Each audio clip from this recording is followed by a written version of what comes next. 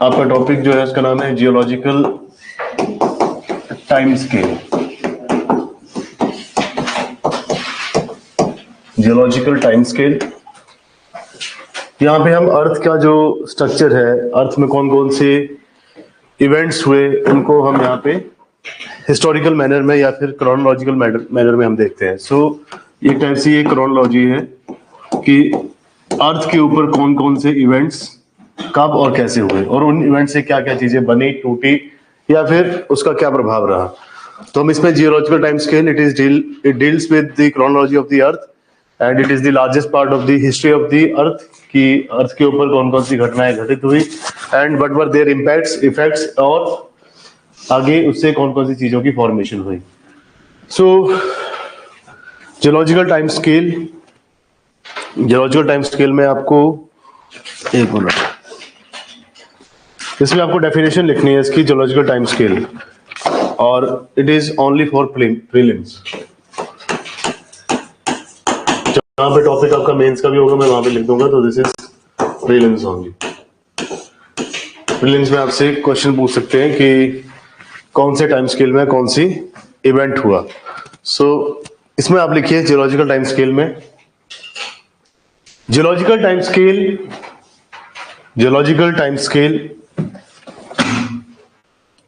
it is the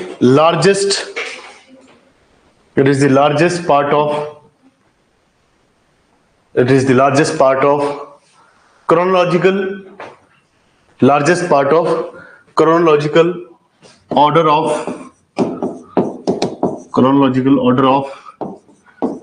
events and activities. largest chronological part या फिर order of events and activities that happened on the earth, that happened on the earth.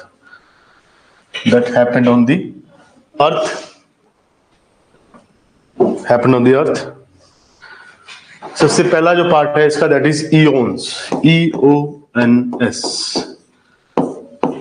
eons, ये time scale है। सबसे पहला का जो time है that is Eon. तो ईओन में आप लिखेंगे largest period of geological history of the world, largest period of geological history of the world.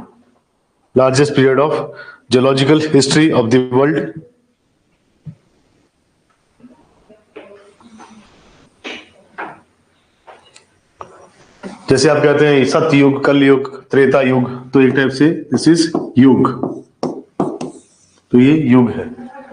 जब कहते हैं कि 4 युग हैं, अभी चल रहा है कलयुग, इससे पहले आपने देखा होगा कि सतयुग था, फिर त्रेता था, फिर द्वापर था, जैसे था। मुझे इसका क्रोनोलॉजिकल ऑर्डर नहीं पता माइथोलॉजिकल का, बट पहले सतयुग था, फिर द्वापर आया, फिर त्रेता है।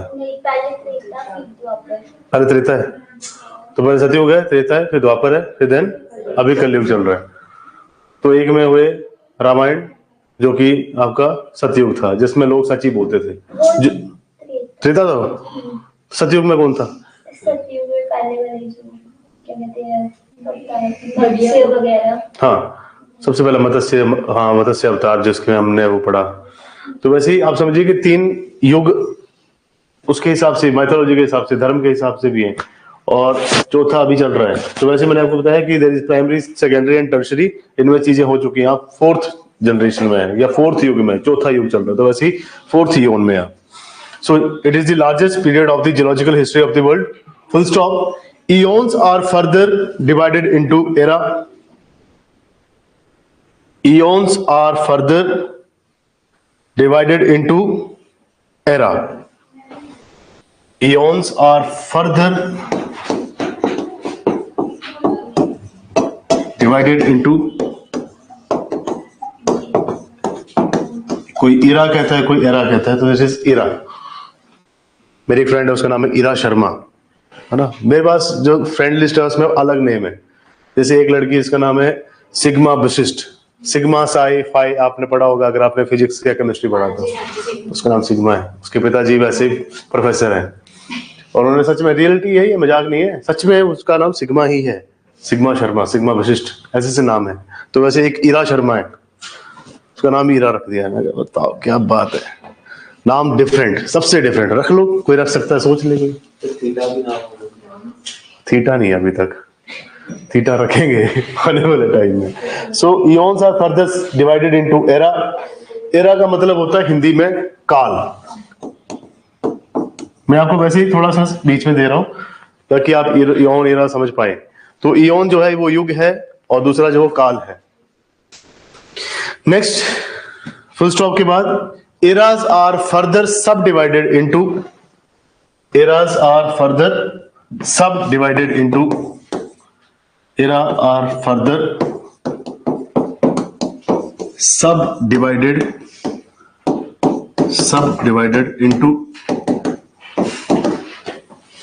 into क्या आएगा, periods,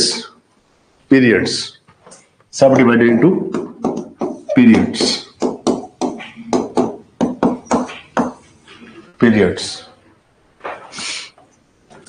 full stop. Periods have further subdivision. हर एक चीज आगे से आगे डिवाइड होता जा रहा है। पीरियड्स हैव फर्दर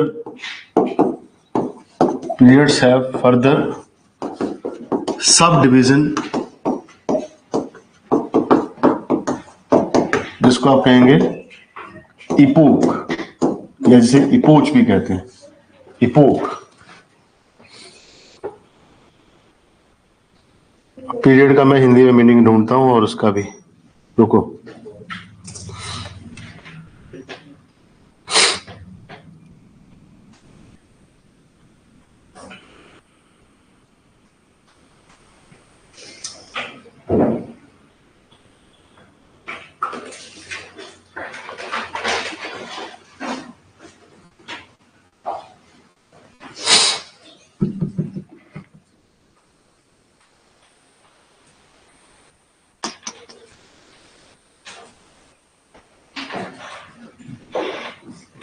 पीरियड का तो इन्होंने लिखा है पीरियड में लिखा है कि अवधि नहीं आएगा, उसका शब्द कुछ और है, युग, काल एंड पीरियड्स।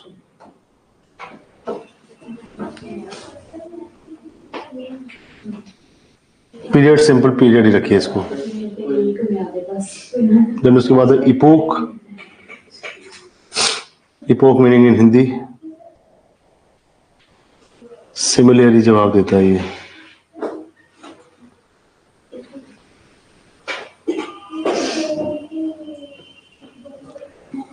इपोक का वैसे सिंपल मीनिंग होता है मॉडर्न ह्यूमन बीइंग, जो आप हैं, जो मैं हूं, वी आर मॉडर्न ह्यूमंस।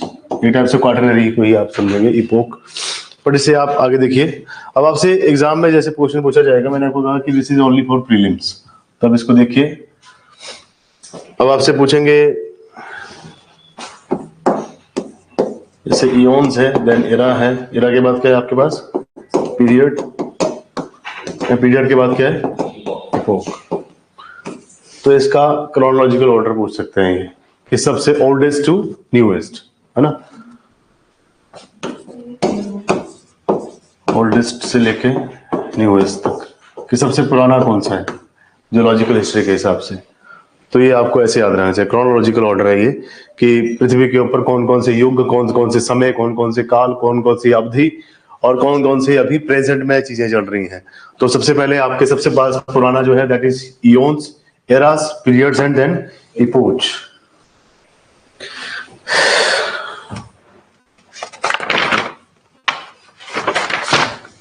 अर्थ का ओरिजिन कब हुआ है, 4.5 बिलियन ईयर्स अगो। ओके,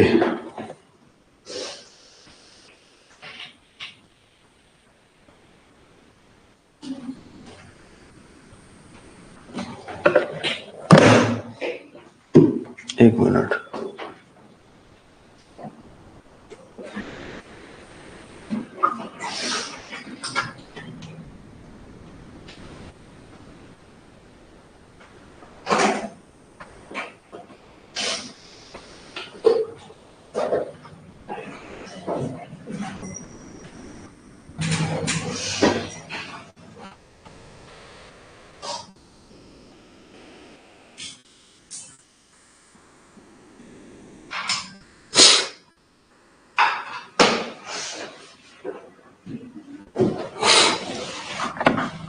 तो आपको जो अब स्टार्ट करना है अपना ज्योग्राफी को, तो आप इयॉन्स पढ़ने नहीं बैठेंगे, आपको एरा से स्टार्ट करना है, एरा से। तो हम एरा से चलेंगे, एरा के अंडर पीरियड्स आते हैं और इपोक तक हम पहुंचेंगे। सो आपने हेडिंग डालनी है एरास। अब लिखिए different area eras, different eras,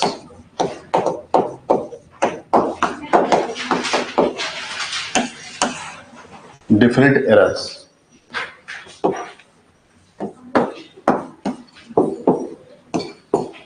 different eras. तो डिफरेंट आपके पास काल कौन कौन से हैं, युगों के अंदर अलग अलग काल हैं, तो उसी को आपने देखना है कि कौन कौन से काल इसमें आते हैं, एरा, इयॉन्स के अंदर आने वाले एरा। तो सबसे पहला आपके पास जो है वो है first is pre Cambrian era.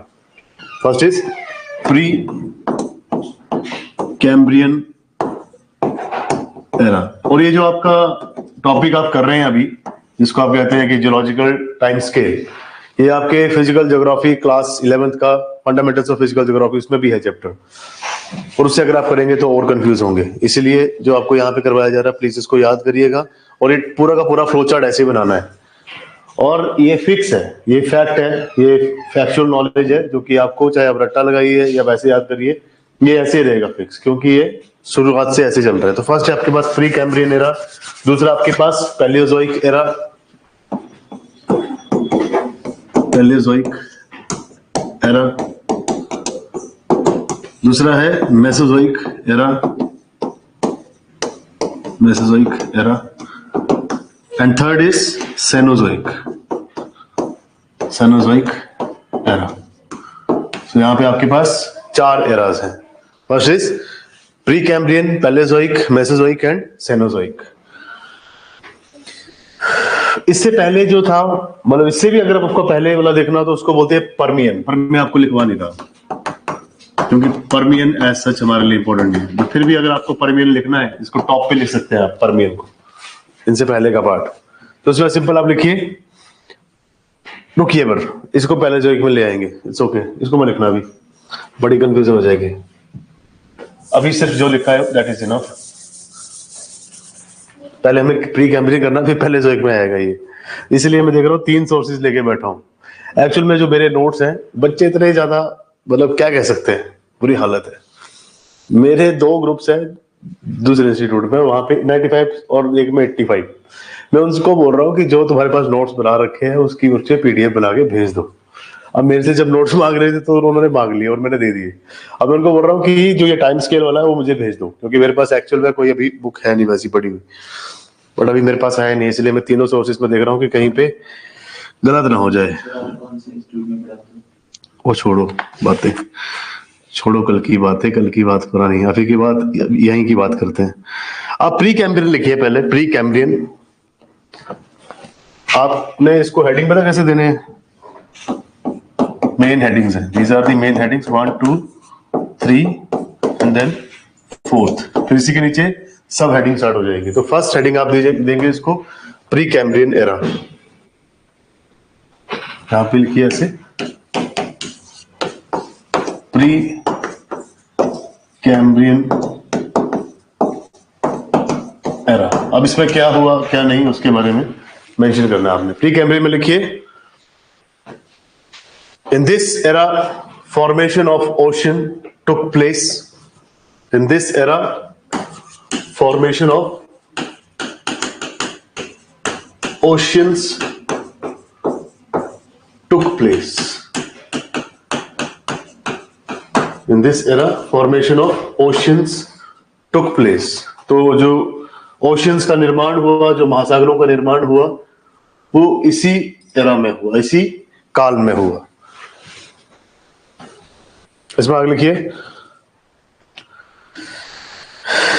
Aravalli and Appalachian Mountains, Aravalli, ARAVALLI, Aravalli and Appalachian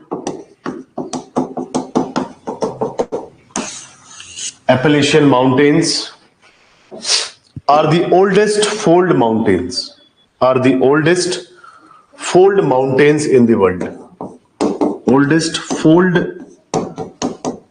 mountains in the world. तो दीज आर द माउंटेन जो कि फोल्डिंग के कारण बने, जब क्रस्ट फोल्ड हुई है।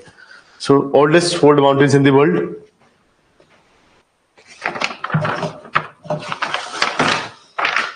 अब आप इसके बाद लिखिए नेक्स्ट जो एरा आएगा आपका, that is Palaeozoic era.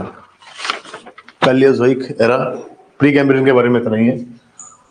Second Palaeozoic era.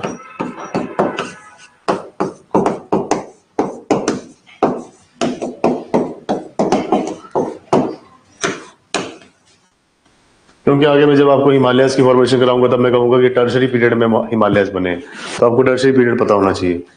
फिर मैं जब आपको कॉन्टिनेंटल ड्रिफ्ट थ्योरी पढ़ाऊंगा तब मैं आपको कहूंगा कि कार्बोनिफेरस पीरियड में कोल की फॉर्मेशन हुई, तो वो पीरियड कौन सा था वो पता होना चाहिए आपको।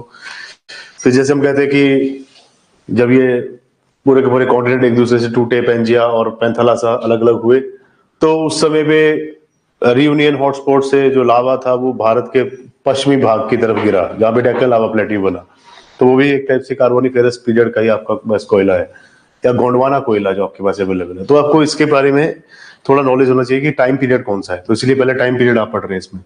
तो इसमें लिखिए पैलेजोइक एरा। ये पैलेजोइक में भी मल्टीपल आपके पास डिविजन्स हैं। सबसे पहले इस पर्मियन,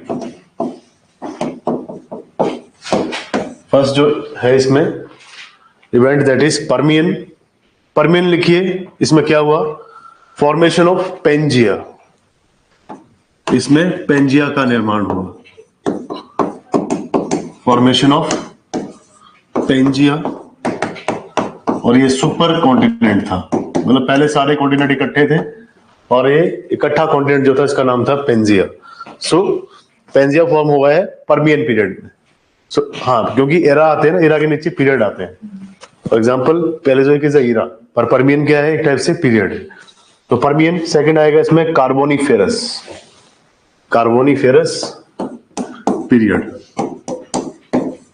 कार्बोनिफेरस ये पीरियड है। कार्बोनिफेरस में लिखिए formation of coal, formation of coal, तो इसमें कोयले का निर्माण हुआ,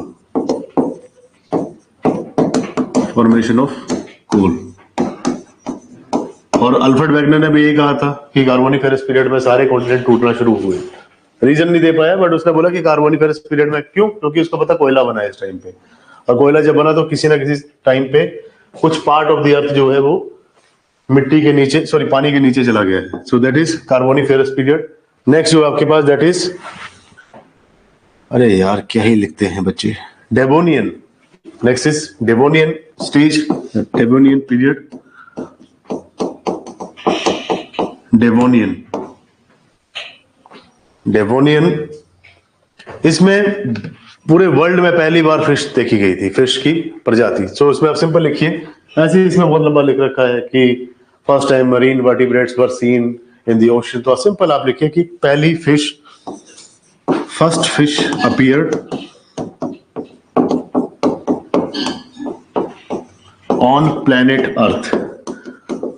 वही मत्स्य अवतार हो गया यहाँ पे, है ना, एक टाइप से फिश पहली बार देखी गई। तो first fish appeared on planet earth, तो पृथ्वी उपग्रह पर पहली बार, सॉरी पृथ्वी ग्रह के ऊपर पहली बार किसी फिश को देखा गया। उसके बाद है ऑर्डोविशियन।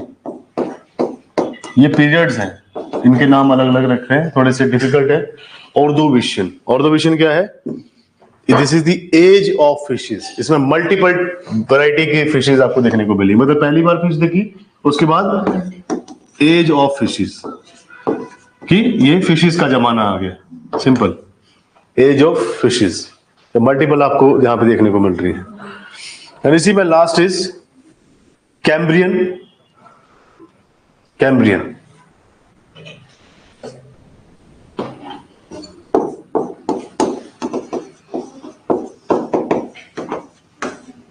Cambrian, CAMBRIAN, Cambrian.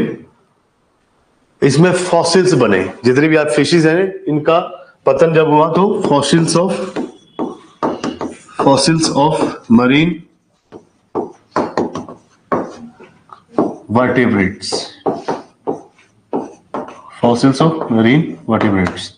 जब ये जीवाश्म में तब्दील हुए तो उसको कहा दिस इज मरीन वर्टिब्रेट्स। तो ये है आपका पैलेजोइक एरा।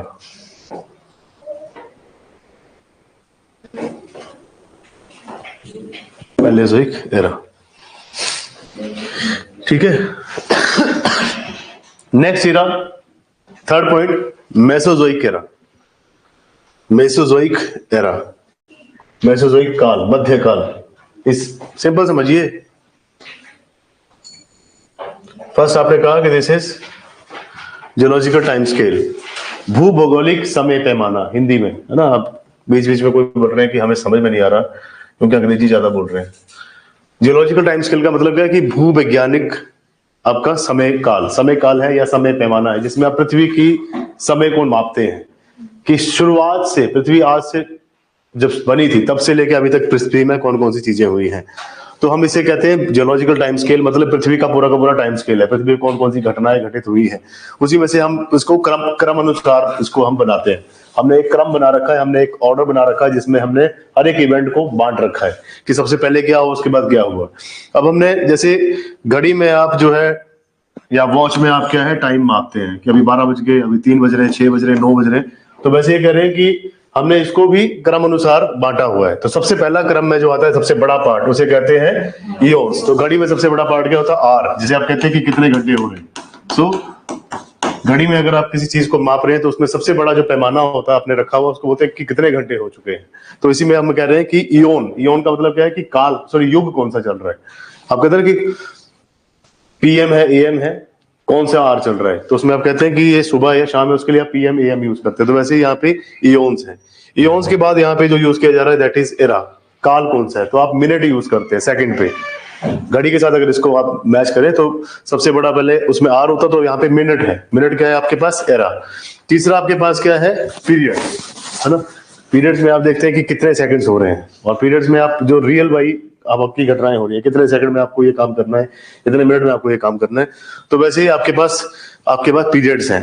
और पीरियड्स के बाद आपके पास जो है वो है इपोच। इपोच का मतलब क्या, मिली सेकंड्स। आप सेकंड को भी मल्टीपल उसमें बांट रहे हैं, है ना, तो उसको आप मिली सेकंड्स में माप देंगे। अब ये हो गया टाइम के हिसाब से आपने इसको कैसे डिवाइड कर रखा है।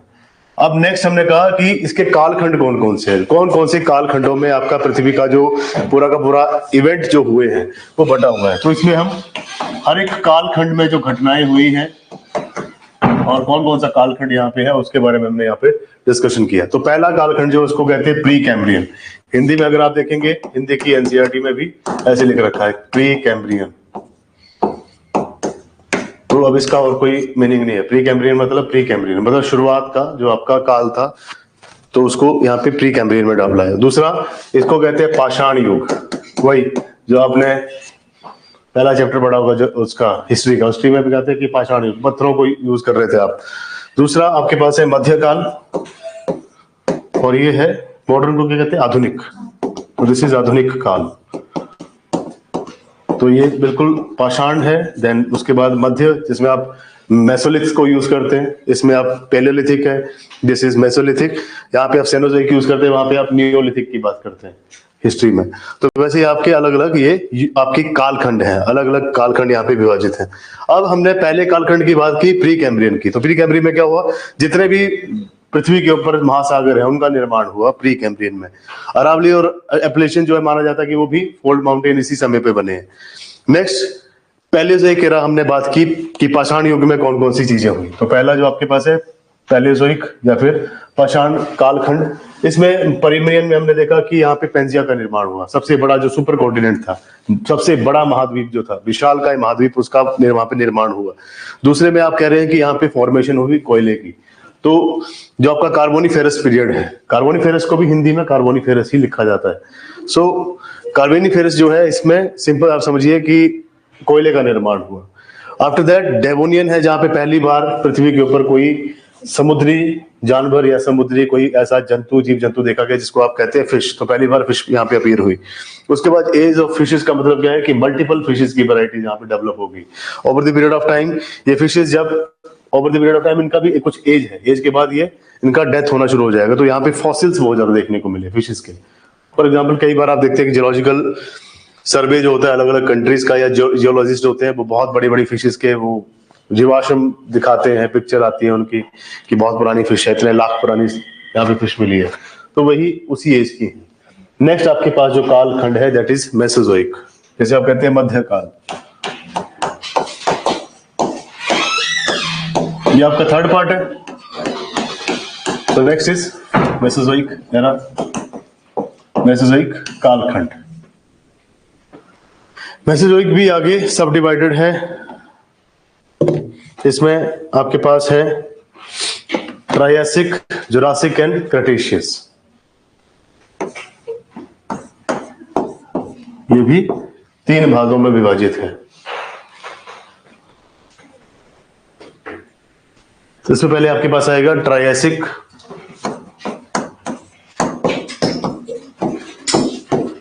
Triassic period, Triassic.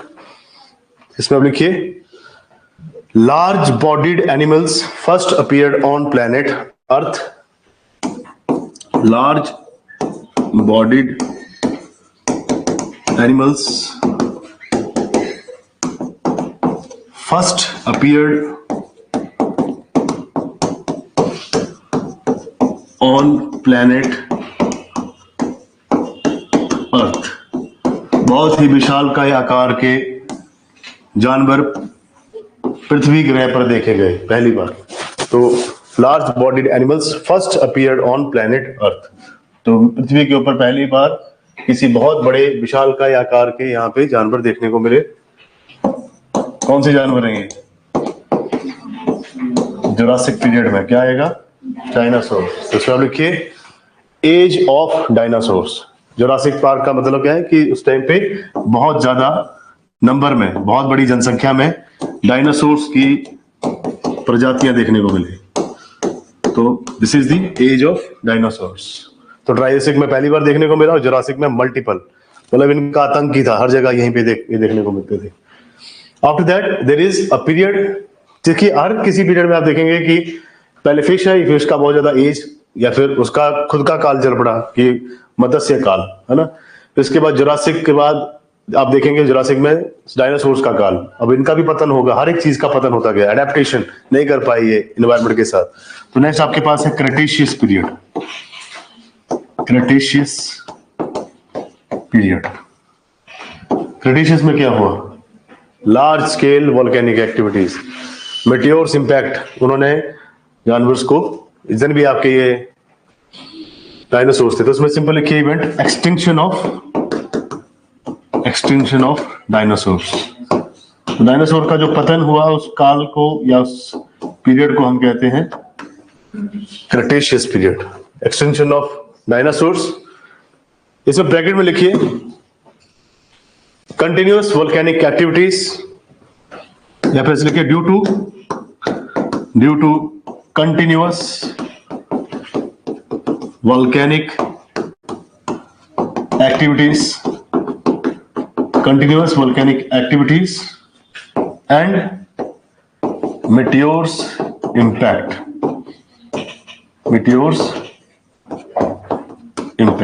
क्योंकि अभी तक यहाँ पे जो आपका पृथ्वी का वायुमंडल है प्रॉपर तरीके से अभी तक डेवलप हुआ नहीं है। मतलब जो आपका एटमॉस्फेयर है उसमें गैसेस उतनी ज्यादा डेंस नहीं थी, और जो भी मेटियोर ऊपर से हिट करता था वो सीधा पृथ्वी के सतह तक आके हिट करता था। सो ये आपका सेकंड काल है जिसे आप कहते हैं मध्यकाल। मध्यकाल में कौन कौन सी घटनाएं घटित हुई? पहला है ट्रायसिक, जिसमें पहली बार पृथ्वी के ऊपर एक विशालकाय जानवर देखने को मिला। दूसरी बार यही जानवरों की बाद में तादाद बढ़ गई, इनकी जब आबादी बढ़ गई तो उसको हमने कहा कि this is the age of dinosaur, ये डायनासोर्स का ही काल है। डायनासोर्स का भी खात्मा हुआ, कैसे एक्सटेंशन हुआ, विलुप्त कैसे हो गए पृथ्वी से, क्योंकि बहुत ज्यादा वोल्केनिक एक्टिविटी हो रही थी। इस समय पे क्रेटेशियस पीरियड को माना जाता है कि जितने भी वोल्केनो है इसी समय पे इरप्ट हुए हैं। उस टाइम पे ज्वालामुखी गतिविधियां बहुत ज्यादा जोर शोर से हो रही थी। नेक्स्ट यहाँ पे मेटियोर्स बहुत ज्यादा इंपैक्ट करते थे, जितने भी ऊपर से उल्का पिंड थे पृथ्वी के ऊपर आके गिरते थे, और जब इनके ऊपर गिरते थे, अब ये जो उल्का पिंड है ऊपर से आ रहा है इतने ज्यादा हाइट से, तो फ्रिक्शन के साथ, एयर के साथ फ्रिक्शन के साथ ये आग के गोले की तरह आता था, और जैसे ही नीचे कोई लार्ज बॉडीड एनिमल है जैसे डायनासोर है उसको आगे हिट करता था, तो उनकी डेथ का कारण जो था वोल्केनिक एक्टिविटी बनी। अब मेट्योर्स इतने ज्यादा हार्मफुल थे उस टाइम पे, छोटा मोटा मेट्योर नहीं आता था कि मैंने एक गोला सा फेंक दिया, बड़ी बड़ी चट्टाने, बड़े बड़े आकार के मेट्योर्स गिरते थे, क्योंकि ये भी छोटे मोटे थे नहीं। अब इनकी डेथ का कारण क्या बना कि ये अडेप्ट नहीं कर पाए इन्वायरमेंट के हिसाब से, है ना। अब इतना बड़ा इनका साइज था, अगर छुपना भी चाहे तो छुप नहीं पाते थे कहीं पे भी। अगर छोटे आकार का जानवर रहेगा तो वो छुप पाएगा। डायनासोर्स के आगे आपके पास क्या है, जितने भी लेजर्ड्स हैं, वेराइटीज ऑफ लेजर्ड्स, वो डायनासोर्स का ही पार्ट है, ऐसा माना जाता है ना। जैसे कैट से इवॉल्व हो गया आपके जितने भी ये, जिसे आप कहते हैं शेर, चीते और ये सब, है ना, उनकी मौसी है वो। बट यहाँ पे अगर आप देखेंगे तो चाचा जी जो थे उनके भतीजे अब छोटे छोटे होते गए हैं, दीवारों पे देखते हैं आप इनको, है ना। और भी बहुत ज्यादा किरली जैसे आप बोलते हैं। तो दीज आर दी डायनासोर्स की अगली प्रजातियां। तो अब इनको समझ में आ गया, हर एक एनवायरमेंट के हिसाब से चीजें अपने आप को अडेप्ट करती हैं, तो उन्होंने अपना साइज रिड्यूस करना शुरू कर दिया। लार्ज बॉडीड एनिमल्स थे ना, अब ये बिग साइज से स्मॉल पे आएंगे, मीडियम पे आएंगे, फिर स्मॉल पे आएंगे, फिर वेरी स्मॉल पे चले जाएंगे। सो अडेप्टेशन के कारण इनकी मौत हुई। इतना जल्दी हो भी नहीं सकते थे क्योंकि एक्टिविटी बहुत फास्ट थी, अडेप्ट करने में सदियां लग जाती है ना, साइज का मैटर बहुत बड़ा था यहाँ पे। सो नेक्स्ट आपके पास जो काल है that is Cenozoic era. Fourth है, this is Cenozoic era. Cenozoic era, ये भी आगे सब डिवाइडेड है। Sir Aravalli and Appalachian mountains Precambrian में आए या पैलेओजोइक में आए हैं? ये लगभग पैलेओजोइक और आपका जो प्री कैम्ब्रियन का एंड पॉइंट है वहां पे आए हैं। तो बोले अरावली और जो एप्लेशियन है कब बने हैं, जब पैलेओजोइक एंड, सॉरी प्री कैम्ब्रियन जब डेट एंड हो रहा था और प्री पैलेओजोइक जब आ रहा था, ट्रांजिशन फेज में बने हैं। नेक्स्ट आपके पास है, क्या नाम है इसका, हमने लिख लिया ये हेडिंग, स्पेस है थोड़ा सा ऊपर लिखने को? नहीं, चलो छोड़ो, ऐसे समझ लो कि अभी के समय पे भी सिंपल, मैं आपको ये समझा रहा हूं कि पहले मेट्योर आते थे, इसका मतलब अभी नहीं आते। Still today meteors come and towards the earth daily, weekly and monthly basis पे। तो अभी भी आज के समय पे भी जो आपके मेट्योर्स हैं वो अर्थ के ऊपर आने की कोशिश करते हैं, मतलब they come towards the earth daily basis पे, वीकली बेसिस पे या फिर मंथली बेसिस पे। But today they do not cause any impact या फिर effect on the earth, because जो आपका एटमोस्फेयर है बहुत ज्यादा डेंस है, बहुत सारी गैसेज हैं, तो जब वो फ्रिक्शन के साथ उनके साथ हिट करता है तो ऊपर एटमोस्फेयर में वो जल के उसके टुकड़े टुकड़े हो जाते हैं, मतलब नीचे तक पहुंच नहीं पाता, that is burned on the air. Next आपके पास है सेनोजोइक एरा। सेनोजोइक एरा, इसमें लिखिए आप, दो ही पीरियड है इसमें।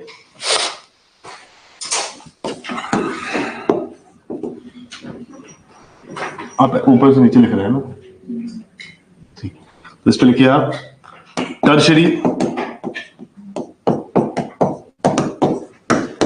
टर्शरी एंड दूसरा है आपके पास क्वार्टनरी। एक है आपके पास टर्शरी, एक है quaternary.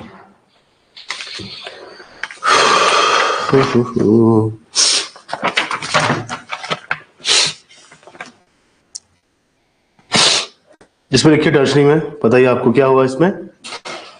Formation of Himalayas. Simple लिखिए, फॉर्मेशन ऑफ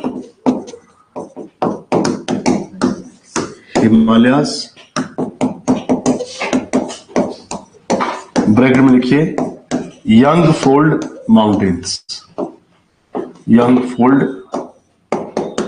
माउंटेन्स। तो tertiary period is associated with the formation of Himalayas that are young fold mountains. Next आपके पास है quaternary period. Quaternary period, quaternary period, quaternary period में क्या हुआ है? इसमें दो एक्टिविटीज हुई, एक तो होमो सेपियंस और दूसरा आपका मॉडर्न ह्यूमन बीइंग जो कि हम है, एंथ्रोपोसेनिक, है ना। सो इसमें वैसे दो पार्ट में डिवाइड होता है, बट मैं आपको सिंपल इसको ऐसे लिखा रहा हूं, दिस इज होमो सेपियंस, जब एक टाइप से इंसान अभी अर्थ के ऊपर आया है, मतलब कन्वर्ट हो रहा है इंसान बनने तक। और दूसरे आपके पास एंथ्रोपोसीन, एंथ्रोपोसीन जिसे आप मॉडर्न ह्यूमन बीइंग कहते हैं, जो कि 2 टांगों के ऊपर चलता है, ना कि टांग और हाथ उनको भी 4 टांग बना लेता है। इसके पास प्रॉपर दिमाग है एंथ्रोपोसिन। इसलिए मैंने आपको लगाया था कि एंथ्रोपोसिन क्या है, लास्ट 2000 साल जिसमें हम पृथ्वी को पूरा बदल चुके हैं, ट्रांसफॉर्म कर चुके हैं अपनी नीड के हिसाब से। आग जलाना सीखा, आग जलाने के बाद आपको पता क्या क्या एक्टिविटीज की है। पहले पेड़ पे रहना, सोना है बंदर की तरह, है ना, जो चीज मिल गई खा ली, नहीं मिला तो कोई चक्कर नहीं, है ना। फिर धीरे धीरे चीजें सीखना शुरू की। तो ये कहानी आप तो हिस्ट्री में पढ़ते ही हैं। तो दिस इज एंथ्रोपोसिन, ये चल रहा है अभी। इसमें होलोसीन और प्लेस्टोसीन आइस एज भी कहते हैं, बट नहीं, कंफ्यूज नहीं होना आपने, सिंपल क्वाटरनरी पीरियड।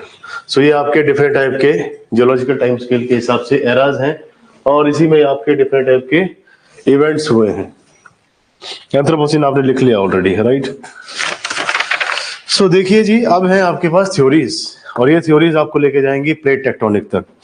फिर आप समझेंगे कि जो प्रेजेंट डे अरेंजमेंट है अर्थ का वो क्यों है, ऐसी क्यों है अर्थ, क्यों सारे के सारे कॉन्टिनेंट एक दूसरे के साथ क्यों नहीं लगते, क्यों ऑस्ट्रेलिया साइड में है। ऑस्ट्रेलिया के बारे में एक फैक्ट,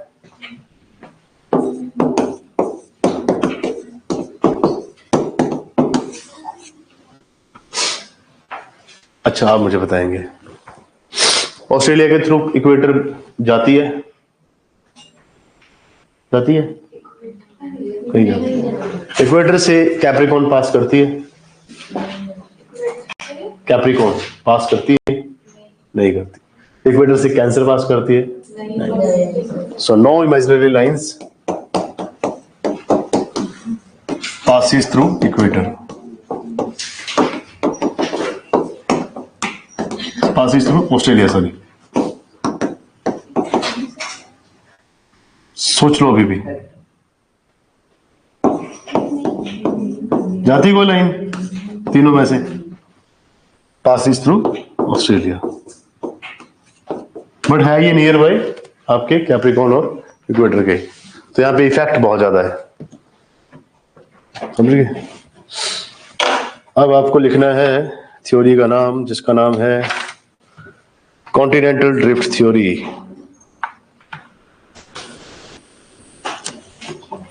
बाकी सारी कहानी लिखी थी आपने ऑलरेडी, है ना, एंथ्रोपोसिन तक। सो पहली थ्योरी, इंपॉर्टेंट थ्योरी, इसको पूछा भी जाता है अलग अलग तरीकों से आपके एग्जाम में। तो एग्जाम में कैसे क्वेश्चन पूछा जाता है, मैं आपको क्वेश्चन नहीं लिखाऊंगा, सीधा समझिए समझिए। फॉर एग्जाम्पल, चाहे मेरे पास ऑप्शन हो चाहे ज्योग्राफी हो, जीएस, दोनों में मैं क्या करूंगा, जैसे टॉपिक आएगा उस क्वेश्चन को कैसे पूछा जा सकता है, तो मैं आपको क्वेश्चन लिखाऊंगा, आपने नहीं लिखना क्वेश्चन, फिर हम थ्योरी करेंगे पूरी, तो वही आपका आंसर है। जिस हिसाब से मैंने आपसे क्वेश्चन पूछा, लिखवाया आपको जैसे क्वेश्चन, उसी के हिसाब से आपका उसका आंसर करेंगे हम, कि इस तरह से मेंस में आपने लिखना है। तो ये आपका मेंस का क्वेश्चन बन रहा है, साथ साथ में टॉपिक भी कंप्लीट हो रहा है। तो आप क्वेश्चन लिखेंगे। पहला क्वेश्चन जो आपसे पूछा जाता है एग्जाम में, that is based on short question. तो आप लिखेंगे right a short note on continental drift theory. पहले तरीके से, that is right a short note on continental drift theory. Topic आपका कॉन्टिनेंटल ड्रिफ्ट थ्योरी है, बट एग्जाम में कैसे पूछा जाएगा वो मैं आपको थोड़ा सा आइडिया दे रहा हूं। सेकंड, पहला तो आपसे पूछ ले रहा हूं 30 वर्ड्स में लिख के दो इसको, है ना, 30 to 60, 60 to 100, इससे ऊपर नहीं। 150 वर्ड्स रख लो, चलो 30 वर्ड्स तो कुछ भी नहीं हुए, 150 है ना।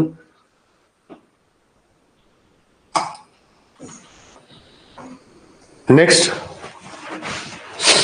एग्जामिन द लिमिटेशंस ऑफ, ऐसे नहीं, examine the limitation,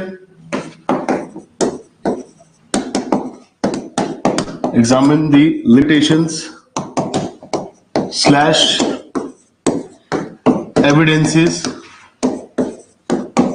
evidences of continental drift theory, CDT, continental drift theory, कि इसमें जो भी लिमिटेशन थी उनके बारे में चर्चा करें, एग्जामिन करें।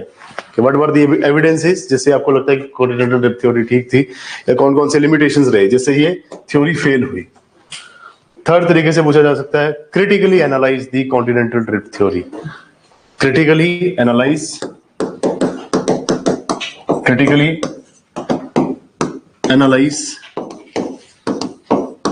द कॉन्टिनेंटल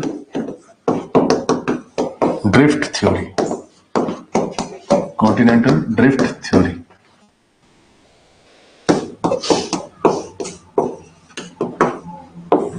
क्रिटिकल है ना, क्रिटिकल सोच, मतलब आपको पूरा का पूरा ही इसका ब्यौरा देना है। इंट्रोडक्शन, अजम्पशंस क्या थी, मेन थ्योरी क्या थी, एविडेंस क्या थे, लिमिटेशंस क्या थी, उसके बाद कंक्लूजन। क्रिटिकल एनालाइज का मतलब क्या है कि आपसे 15 मार्क्स में क्वेश्चन पूछा जा रहा है, 12 से 15 मार्क्स में।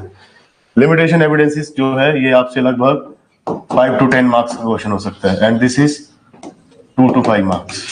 तो अलग अलग तरीके से क्वेश्चन पूछा जाता है। टॉपिक आपका वही है, कॉन्टिनेंटल ड्रिफ्ट थ्योरी, है ना। सो अगर आपके पास शॉर्ट नोट में पूछा है कि right a short note on continental drift theory, तो कॉन्टिनेंटल ड्रिफ्ट थ्योरी के बारे में आपने लिखना है कि कॉन्टिनेंटल ड्रिफ्ट थ्योरी है क्या।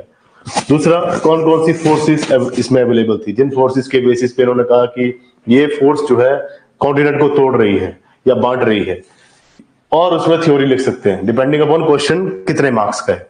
और लास्ट में कंक्लूजन लिखना जरूरी है। लिमिटेशंस पूछे इन्होंने, एविडेंस पूछा है, डायरेक्ट पूछ रहे हैं।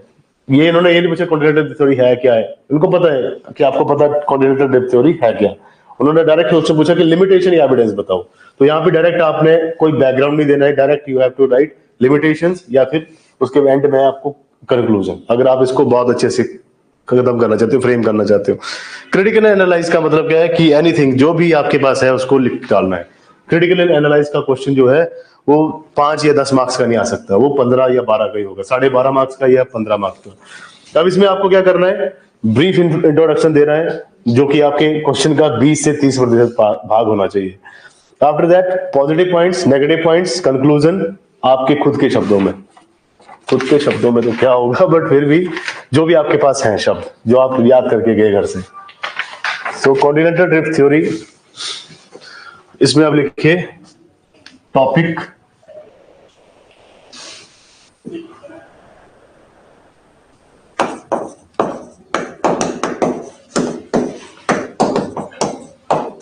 कॉन्टिनेंटल ड्रिफ्ट का मतलब क्या है कि कॉन्टिनेंट जो है वो मूवमेंट कर रहे हैं, कॉन्टिनेंट एक दूसरे से ड्रिफ्ट कर रहे हैं, दूर जा रहे हैं।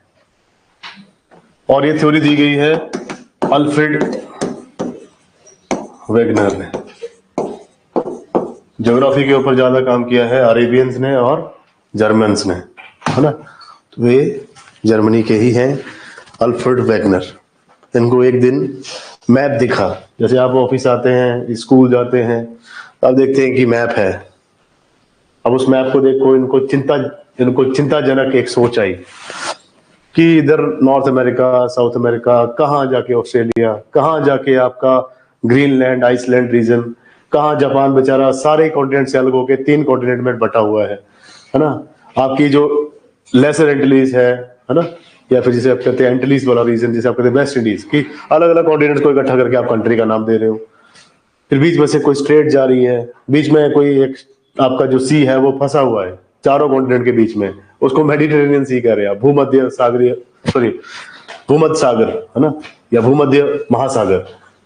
तो उसको ये चिंता इसने दिमाग में आ गई इसके कि ऐसा क्यों है, सारे कॉन्टिनेंट इकट्ठे क्यों हैं, इकट्ठे क्यों नहीं है, ये अलग अलग क्यों, मतलब इनकी अरेंजमेंट है, डिस्ट्रीब्यूटेड क्यों है अलग अलग जगह पे। तो भाई साहब ने चिंता व्यक्त करते हुए अपने ही कुछ थ्योरी लगाना शुरू किया, काम करना शुरू किया। अब ये बात हो रही है लगभग 18वीं शताब्दी की, 18th सेंचुरी, लगभग आज से कितने साल पहले, 200-250 साल लेके चलो आप। 1850 के बाद ही ज्यादातर काम हुए हैं। 1853 में पहला तो आपका भारत में इंजन आया, रेल इंजन। कहाँ चला था वो, ठाणे तक चला था, मुंबई टू ठाणे। तो उस टाइम पे अभी काम चल रहा था चीजों के ऊपर। उस टाइम पे एक टाइप से रेनाइंसेंस कहते हैं उसको, है ना, पुनर्जागरण आया था पूरे विश्व भर में। लोग अंधविश्वास से हटकर साइंस की तरफ जाना शुरू किया था। तो उसी टाइम पे भाई साहब को भी आया दिमाग में कि क्यों ना हम भी अपनी एक थ्योरी दे। तो उन्होंने पूरे मैप को दिया, देखा मैप में जितने भी आपके कॉन्टिनेंट्स थे उनको इकट्ठा बना दिया, मतलब हर एक चीज को जोड़ते गए अपने हिसाब से पजल की फॉर्म में। और उनके बेटे ने ये काम किया था ना स्पेशली। अब इन्होंने पूरे के पूरे पजल बना के रखे थे, उनके बेटे ने क्या किया, वो सारे के सारे जोड़ दिए, जैसे पजल इकट्ठा होता है। तो एक बहुत बड़ा एक बन गया सुपर कॉन्टिनेंट, मतलब सारे कॉन्टिनेंट को जोड़ के सुपर कॉन्टिनेंट। एंड उसके बाद उन्होंने दोबारा उन पजल को अलग अलग करना शुरू किया। फिर उनके दिमाग में आया कि कहीं ना कहीं कभी ना कभी आपका जो ये कॉन्टिनेंट्स है ये एक दूसरे से अलग अलग हुए हैं। तो उन्होंने इसी थ्योरी को मानते हुए कॉन्टिनेंटल ड्रिफ्ट थ्योरी का एक टाइप से इंट्रोडक्शन दिया। तो you have to write introduction about it. अरे ऐसे ही हुआ है, एडिसन को देखिए कितनी बार फेल हुआ है, फिर जाके बल्ब बना है। एडिसन बहुत फेल हुआ है। सो आप लिखिए अल्फ्रेड वैगनर के बारे में इंट्रोडक्शन, भूमिका। आपके क्वेश्चन में सबसे पहले भूमिका आनी चाहिए, इंट्रोडक्शन। क्वेश्चन फ्रेम करना सीखिए टॉपिक के साथ में। अब लिखिए Alfred Wagner's continental drift theory. Alfred Wagner's continental drift theory talks about rifting and drifting of the continents. Alfred Wegener's continental drift theory talks about rifting and drifting of the continents. Rifting and drifting of the continents. Rifting का मतलब होता है, rift means टूटना, है ना, धराशायी हो जाना। और ड्रिफ्टिंग का मतलब होता है अलग हो जाना, पहले टूटे फिर अलग अलग हो गए। सो इसकी थ्योरी कहते हैं कि कॉन्टिनेंट जो है पहले वो रिफ्ट हुए, टूटे एंड देन ड्रिफ्ट हुए, एक दूसरे से अलग अलग भागना शुरू कर दिया। So it talks about rifting and drifting of the continents, comma which has given rise to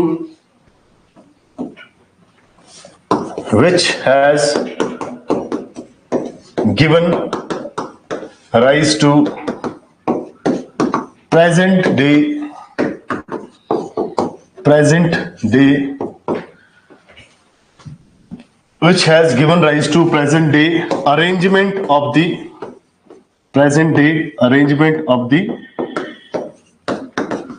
continents। तो ये जो आपके महाद्वीप हैं, कॉन्टिनेंट है, एक दूसरे से टूट रहे हैं, अलग अलग दिशाओं में बिखर रहे हैं, इसी के कारण आपका जो अभी का वर्ल्ड मैप है उसमें कॉन्टिनेंट अलग अलग है, सबसे दूर दूर है। तो उन्होंने इस थ्योरी में ये कहा कि ये जो थ्योरी है इसके हिसाब से कह रहे हैं कि कॉन्टिनेंट पहले टूटते गए, दूर चलते गए, और दूर जाने के कारण ही नॉर्थ अमेरिका बहुत दूर है ऑस्ट्रेलिया से, वैसे ही साउथ अमेरिका बहुत दूर है आपके एशिया से। तो उसने कहा कि ये पूरा का पूरा रिफ्टिंग हुई, इसीलिए आपका प्रेजेंट डे जो आपका अरेंजमेंट है कॉन्टिनेंट्स का वो हमें ऐसा दिखता है वर्ल्ड मैप के ऊपर।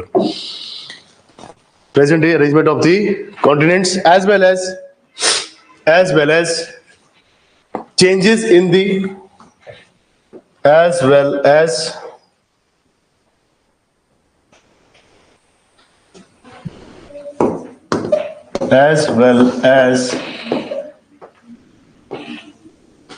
climatic changes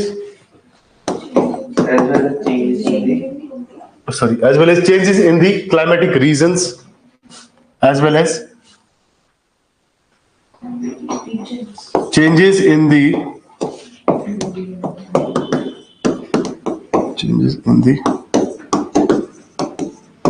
climatic regions of the world।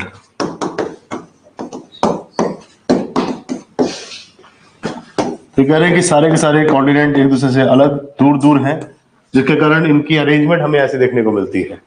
Also इनका जो क्लाइमेट है वो भी एक दूसरे से अलग, मतलब चेंज देखने को मिलता है।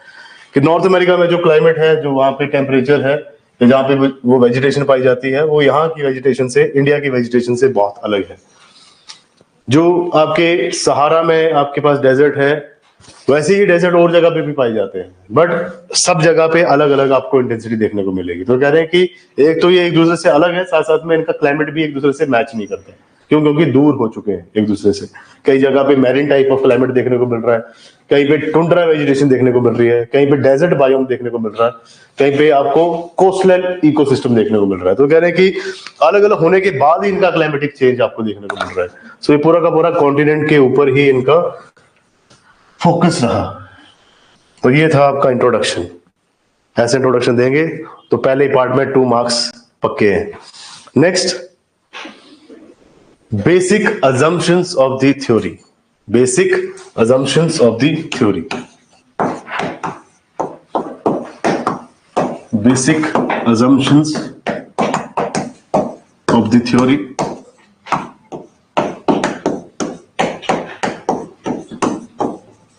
Basic assumptions of the theory. तो उन्होंने अपना बेसिक मान्यता क्या बनाई, इन्होंने क्या सोच के चले। जैसे हम कहते हैं ना कि लेट अस सपोज, वैसे इन्होंने बोला लेट अस सपोज। अजम्पशन था इनका खुद का। तो उस अजम्पशन के हिसाब से इन्होंने कुछ एक पॉइंट रखे कि ऐसा हो सकता है या इसके कारण हुआ होगा। That is assumption. जो आप मनगढ़ंत दिमाग में बनाते हैं अपनी कहानी, उसी को बोलते हैं अजम्पशन। उन्होंने भी एक अजम्पशन लेके चले। हम कहते हैं let us suppose the age of person A is x and दूसरे की y, है ना, या 2x 3x ऐसे करके आप चलते हैं सी सेट में भी। तो वैसे ही अजम्पशंस। पहले उन्होंने कहा कि सियाल फ्लोट्स ओवर साइमा। अब पहले से पहले आप देखिए, कल हमने बात की थी किसके बारे में, लेयर्स ऑफ द अर्थ, है ना। तो आपको लेयर्स के एक डायग्राम बनाना पड़ेगा before this.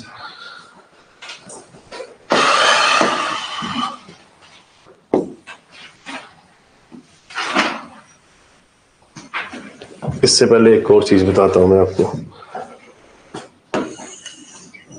This is earth, है ना। ये है आपके पास अर्थ।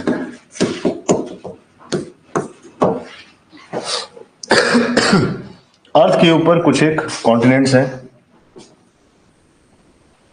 जहां पे कॉन्टिनेंट नहीं वहां पे पानी अवेलेबल है।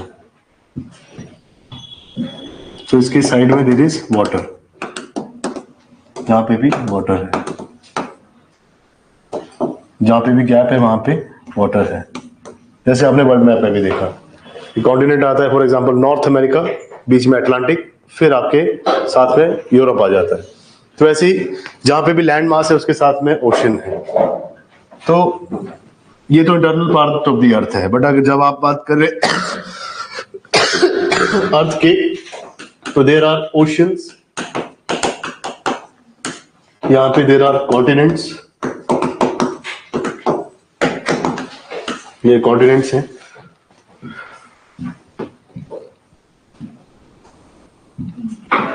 So these are the continents।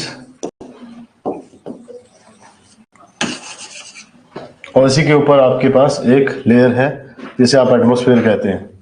Envelope of air surrounding the earth. अरे यहाँ रुको। This envelope of air that is surrounding the earth. कि अर्थ के चारों तरफ हवा का एक गुब्बारा है जिसमें मल्टीपल गैसेस हैं। तो सबसे आउटर पार्ट को आप कहते हैं कि दिस इज एटमॉस्फेयर। और जब आप एटमॉस्फेयर की स्टडी करते हैं तो ज्योग्राफी में उसको कहते हैं क्लाइमेटोलॉजी। और जब आप लैंड या लैंड के नीचे की बातें करते हैं कि लैंड के इनसाइड या आउटसाइड क्या चीजें हो रही हैं, उसको आप कहते हैं दैट इज जियोमॉर्फोलॉजी। जो आप ये थ्योरी अभी पढ़ रहे हैं this is related to geomorphology. और जब आप ओशन की पढ़ाई करते हैं तो आपको पता है this is oceanography. This is oceanography. तो आप सिंपल समझिए कि अर्थ के नीचे की सतह में कौन कौन सी चीजें पाई जा रही है। What are the component, what are the constituent particles या material that are present inside the earth and outside the earth. Outside the earth में आप देखते हैं बहुत सारे रिलीफ फीचर्स हैं। और वैसे ही समंदर के नीचे ही relief feature, ocean bottom relief. मैंने आपको बताया था कि ओशन के नीचे भी एक प्रकार के सतह है जिसमें मल्टीपल चीजें देखी जाती हैं। तो ओशन जिस चीज से बना है उसको कहते हैं ओशनिक क्रस्ट। कि ओशन के नीचे का जितना भी पार्ट है दैट इज ओशनिक क्रस्ट। और दूसरा आपके पास है कॉन्टिनेंट। तो एक टाइप से आपके पास दूसरा है कॉन्टिनेंटल क्रस्ट। अब कल हमने देखा था कि देयर आर 3 लेयर्स, है ना, जिसमें आपकी पृथ्वी के नीचे 3 लेयर्स पाई जाती है। First is crust, mental and core. Crust जो है आपकी 2 कंपोनेंट से बनती है, सिलिका एंड एल्यूमिनियम, तो इसको सियाल लेयर कहते हैं। Silica and aluminium, SI is silica, AL is aluminium. Mantle जो है ये बना होता है SIM से, that is silica and magnesium. और दूसरा आपके पास जो कोर है that is nife layer, that is nickel and iron. So ये इन लेयर्स के दूसरे नाम भी, एक तो आप कहते हैं इंग्लिश में that is crust, mental, core, but जिस मटेरियल से बने होते हैं इस लेयर को सियाल लेयर भी कहते हैं, सीमा लेयर भी कहते हैं, या साइमा लेयर भी कहते हैं, एंड निफे लेयर भी कहते हैं। सो यहाँ पे this is sial layer, then sima, that is sima layer, and last है आपके पास निफे लेयर। तो कई जगह पे मैं जहां मेंशन करूंगा निफे लेयर, उसका मतलब क्या है कि दिस इज कोर, जहां पे मैं कह रहा हूं sima layer that is mantle, और जहां पे मेंशन किया जा रहा है कि this is sial layer, sial means this is crustal layer. ठीक है, सो ये 3 प्रकार की लेयर्स हैं अर्थ के अंदर जो प्रेजेंट रहती है। ठीक है, अब दिस इज कॉन्टिनेंट, तो कॉन्टिनेंट के बगल में हमेशा there would be oceans, so there would be water bodies जो कि इस पानी के साथ अटैच हो रहा है। So these are the oceans, और ये जो है आपका दैट इज कॉन्टिनेंट। ये जो पहाड़ी सी है दिस इज कॉन्टिनेंट, साथ में आपके पास ओशन है। तो यहां पे हम देख रहे हैं कि आपका जो सिंपल आपके पास जो कॉन्टिनेंट है that is made up of sial, but आपका जो ओशनिक क्रस्ट है that is made up of silica, aluminium या मैग्नीशियम। बताइए, आपकी जो ओशनिक क्रस्ट है ये सिलिका से बनेगी, एल्यूमिनियम से बनेगी, या सिलिका मैग्नीशियम से बनेगी? सोचो अभी भी, तब तक मैं देखूं इसमें मैसेज।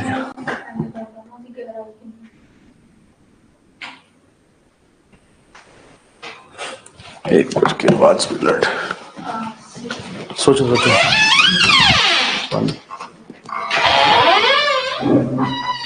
ऑनलाइन स्टूडेंट्स आप बताइए, सिलिकॉन, एल्यूमिनियम, बोथ, सियाल और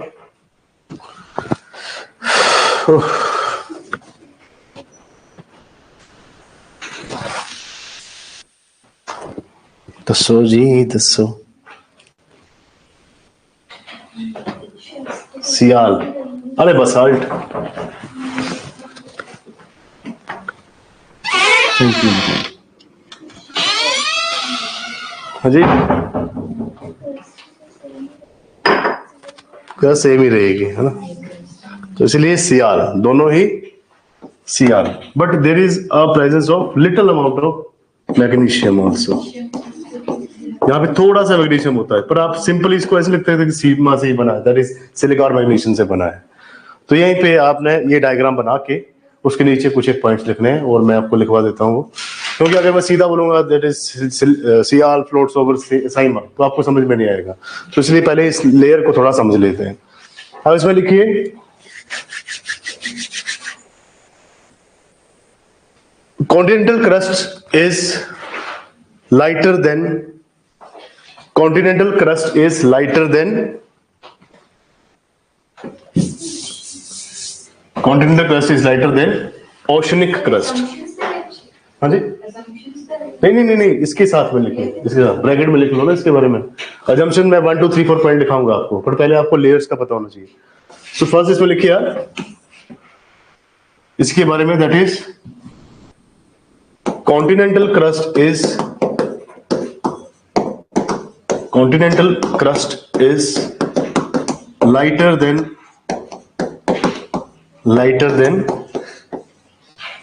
oceanic crust। ये बहुत बड़ा कॉन्सेप्ट है, ये आपको आगे प्लेट टेक्टोनिक में भी काम आएगा। continental crust is lighter than oceanic crust, because of presence of small amount of magnesium present inside the oceanic crust. तो महाद्वीपीय जो आपकी क्रस्ट है, क्रस्ट को आप पता नहीं क्या कहते हैं, सिंपल महाद्वीपीय क्रस्ट मतलब ऐसा मटेरियल जिससे आपके महाद्वीप बने हैं, या महासागरीय जो आपकी क्रस्ट है, उन दोनों में अगर हम देखें तो महाद्वीप जो है वो बनते हैं सिलिका और मैग्नीशियम से। तो इनका जो डेंसिटी है, इनका जो घनत्व है वो कम होता है। और आपके जो ओशनिक क्रस्ट है या महासागरीय जो आपकी क्रस्ट है वो ज्यादातर सिलिका मैग्नीशियम से बनी होती, सिलिका एल्यूमिनियम से बनी होती है, बट कुछ एक पार्ट इसमें मैग्नीशियम का भी होता है, इसलिए थोड़ा सा ये इससे हैवी होता है। तो अगर आपको लिखना है इसको, तो इसको आप लिखिए 2.8 ग्राम पर क्यूबिक सेंटीमीटर कॉन्टिनेंटल क्रस्ट का भार। नीचे लिखते हैं, नीचे बड़ा डस्टर चाहिए।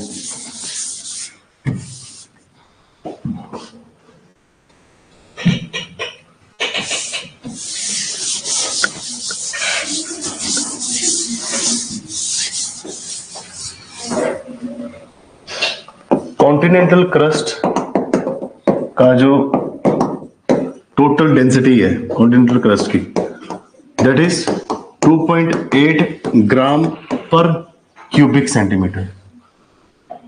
ओशनिक क्रस्ट जो है उसकी जो डेंसिटी है दैट इज 3.0, दैट इज 3 ग्राम पर सेंटीमीटर क्यूब। ठीक है, 3 ग्राम पर सेंटीमीटर क्यूब, कुछ ज्यादा फर्क नहीं है, बट फिर भी ओशनिक क्रस्ट थोड़ी हैवी होती है इससे, ये हमेशा याद रखना है।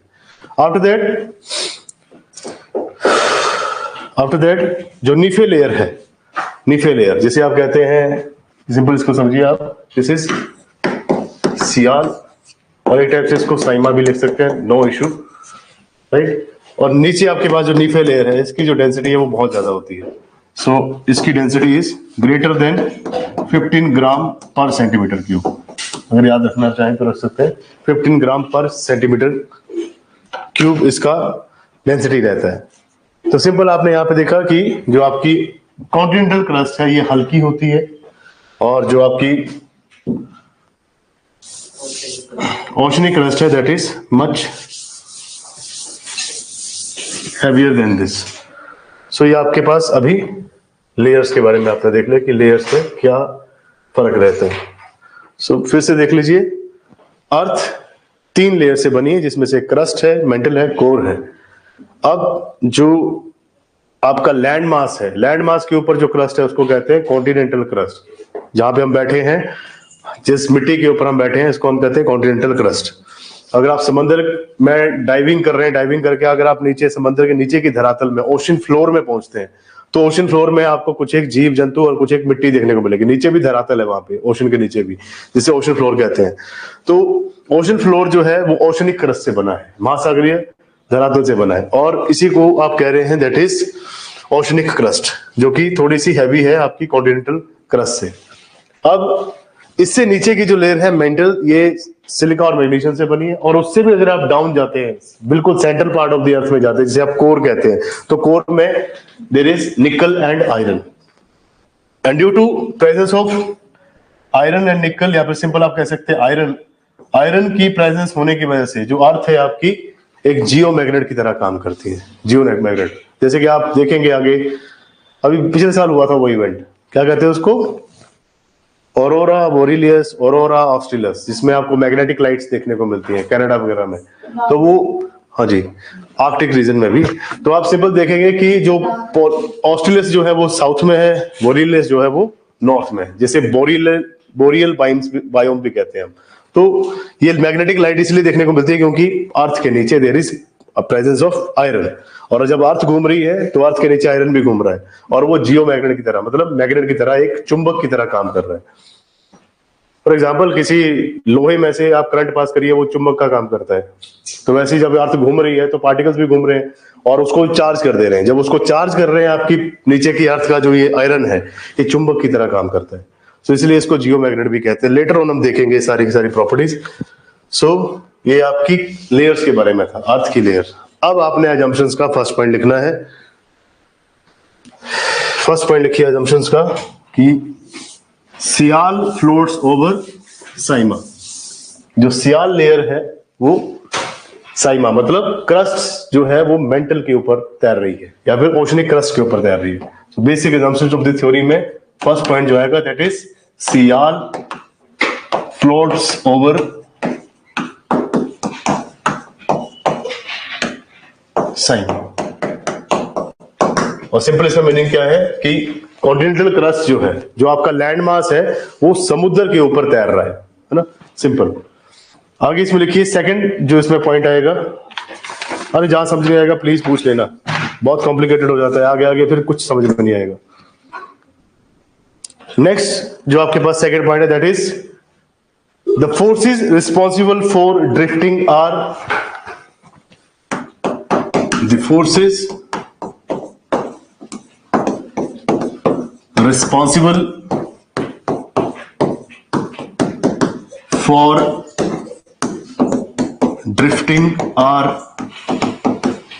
the forces responsible for drifting are कि ये जो ड्रिफ्टिंग हो रही है, जो ये आपके कॉन्टिनेंट्स हैं, ये एक दूसरे से अलग दूर दूर ड्रिफ्ट हो रहे हैं, भाग रहे हैं, दूर दूर जा रहे हैं। इसका कारण क्या है? तो उसके लिए उन्होंने कहा कि दो फोर्सेस रिस्पॉन्सिबल हैं। ऐसे दो बल हैं जिसके कारण ये आपके महाद्वीप एक दूसरे से अलग हो रहे हैं, टूट रहे हैं, बिखर रहे हैं। तो पहला जो फोर्स है दैट इज टाइडल फोर्स। इन्होंने पहला जो फोर्स यहां पे कंसीडर किया दैट वाज टाइडल फोर्स। कौन कौन से कारण है जिससे टाइडल फोर्स बनता है?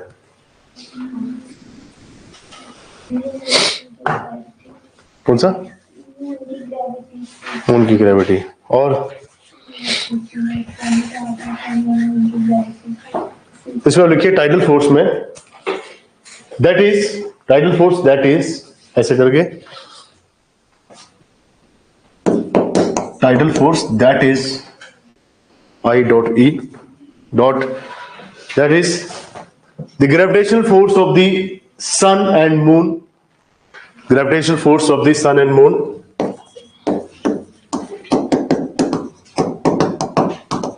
gravitational force of the sun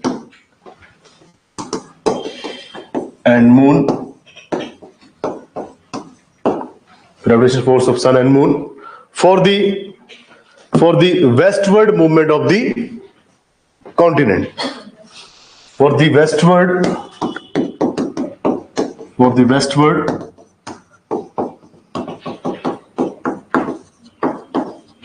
movement of the continents। तो ये सिंपल कह रहे हैं कि जो आपकी एक टाइडल फोर्स है that is the force between sun and moon, जिसके कारण जो आपके कॉन्टिनेंट्स हैं वो वेस्टर्न साइड की तरफ ज्यादा धक्का लग रहा है उनको।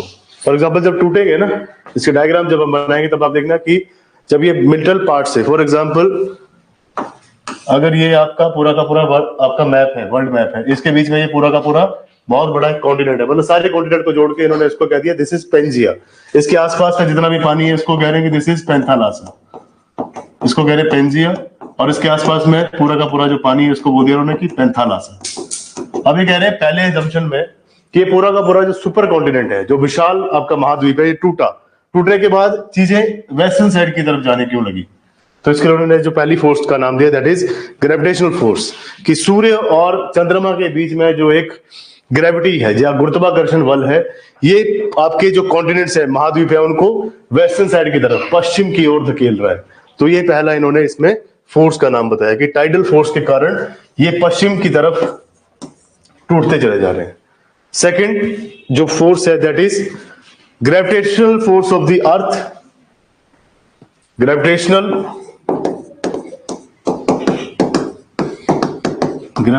Force of the earth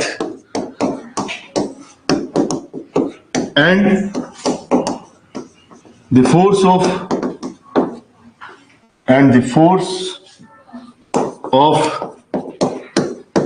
buoyancy floating कोई भी चीज buoyancy जो है आपका प्रिंसिपल है, जिसको हम कहते हैं कि अगर किसी चीज को, फॉर एग्जांपल समुद्र का अगर घनत्व ज्यादा है तो वो आपको ऊपर तक उछालेगा। फॉर एग्जांपल आपने क्या किया, शिप में थे, शिप में से आपने सीधी छलांग लगा दी पानी के नीचे, पानी के ऊपर।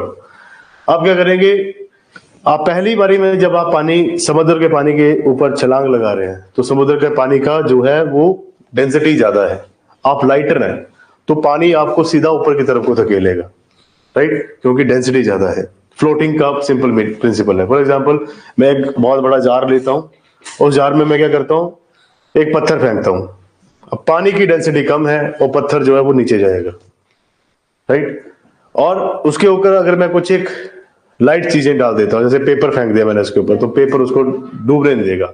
जैसे फोर्स ऑफ बायोएंसी, जहां पे चीजें फ्लोट करती हैं, तैरती रहती हैं किसी चीज के ऊपर। So this is the gravitational force of the earth and the force of buoyancy for the northward movement of the continent, for the northward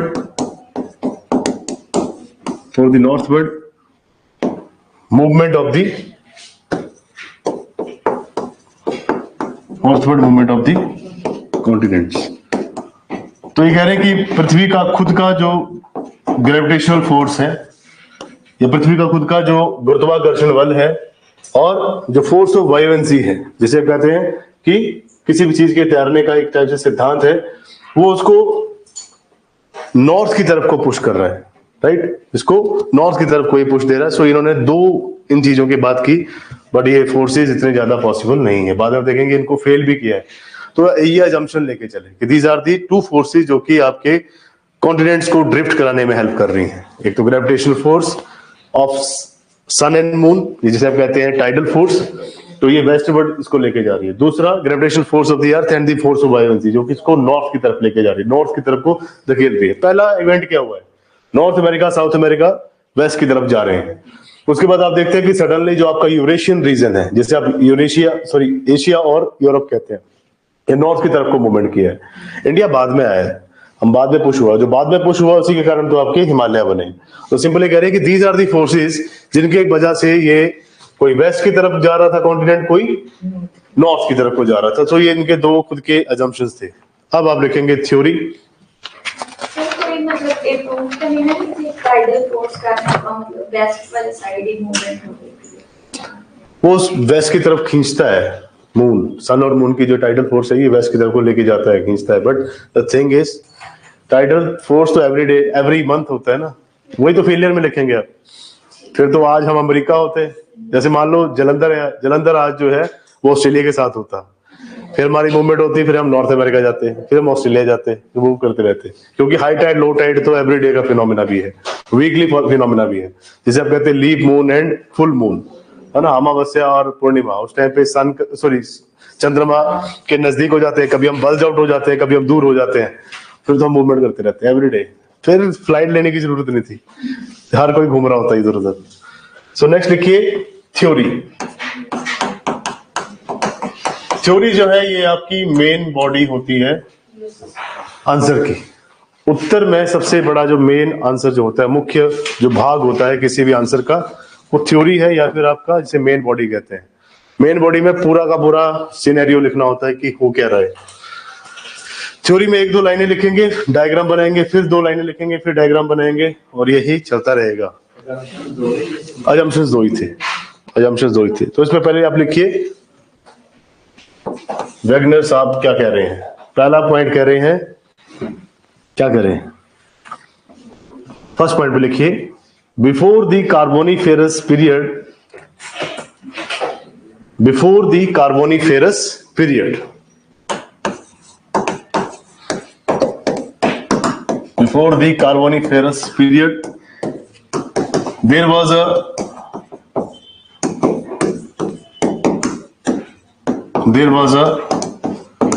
supercontinent. There was a supercontinent There was a supercontinent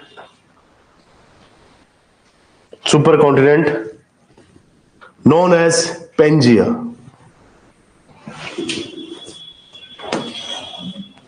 Supercontinent known as Pangaea.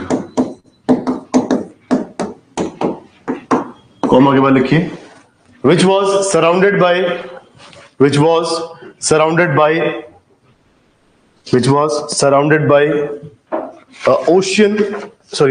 an ocean which was surrounded by an ocean,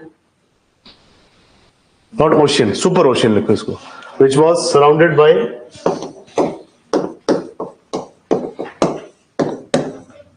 by an ocean that is Panthalassa.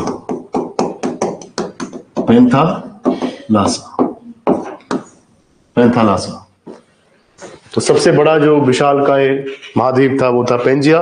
विशालकाय जो महासागर था उसका नाम था Panthalassa. Full stop. In the Carboniferous period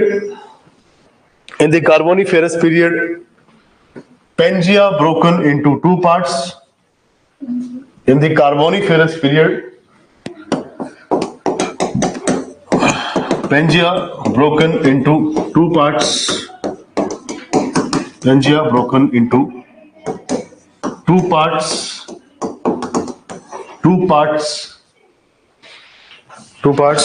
पहले का नाम लिखिए, सॉरी लिख लीजिए इसको।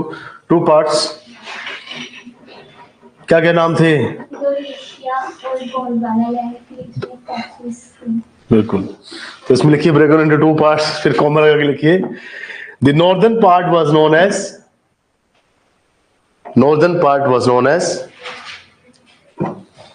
Laurasia. Northern part was known as Laurasia और अंगारा लैंड। Laurasia और Angara land.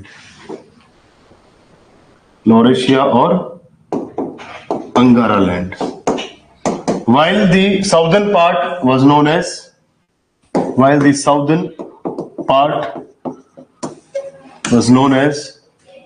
Gondwana land. Simply कह रहे हैं कि जो नॉर्दर्न पार्ट टूटा उसका नाम रखा गया लोरेशिया, जो साउदर्न पार्ट रहा उसको बोला हमने गोंडवाना लैंड। हम भी गोंडवाना लैंड का ही पार्ट है, right? Gondwana land. Second point लिखेंगे अब इसमें, after the Carboniferous period. Diagram इकट्ठी बनवाऊंगा मैं, 1 2 3 4 5 जितने भी फेसेस हैं आपके। After the Carboniferous period, second point, after the Carboniferous period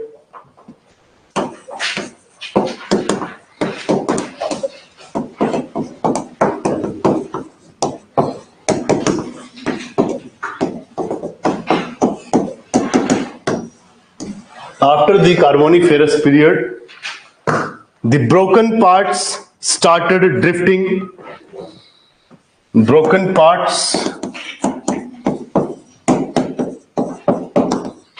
started drifting. Either towards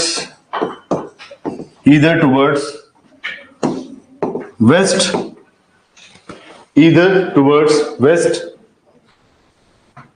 or either towards drifting towards west and northward, west and northward, either towards west or northwards. This phase is known as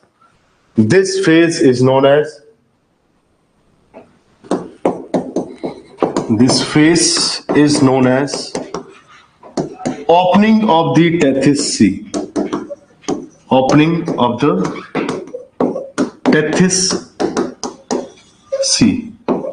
class 9th की NCERT में नहीं,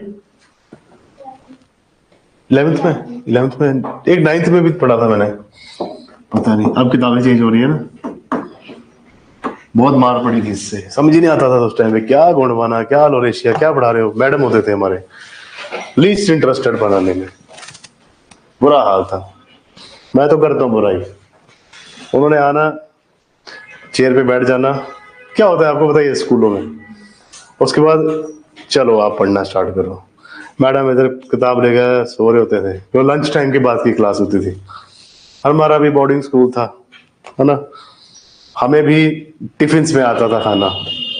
और जिस दिन madam की class होती थी, अलग अलग दिन पे अलग अलग क्लास, ज्योग्राफी की अलग, किस दिन कोई और, उस दिन बनते थे काले चने, और काले चने के साथ आती थी बहुत ग्रीन बढ़िया खट्टी मीठी चटनी। तो हम रज के खाते थे, एक टिफिन की जगह 2 खा लेते थे।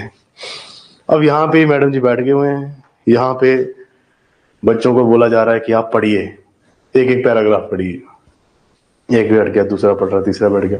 कभी कभी मैडम का मूड ठीक नहीं हुआ तो उन्होंने कह देना कि जो बातें कर रहे होंगे बच्चे, तू खड़ा हो, कौन सा पैराग्राफ चल रहा है, पता नहीं होता था, दे चार्ट। तो उस टाइम पे इतना तरीके से समझे नहीं। मैं तो सिंपल कहता हूँ, मेरे को सोशल स्टडीज बिल्कुल नहीं समझ में आया था जब तक मैं 10th तक था। वो तो बाद में देखा कि अच्छा इतना इंटरेस्टिंग भी हो सकता है। सो बात होती है, तब की बातें कुछ और थी। सो दिस इवेंट, जिस टाइम पे आप देख रहे हैं कि कार्बोनिफेरस पीरियड में आपके जो पार्ट्स हैं टूटे हुए, वो अलग अलग दिशा में जा रहे हैं।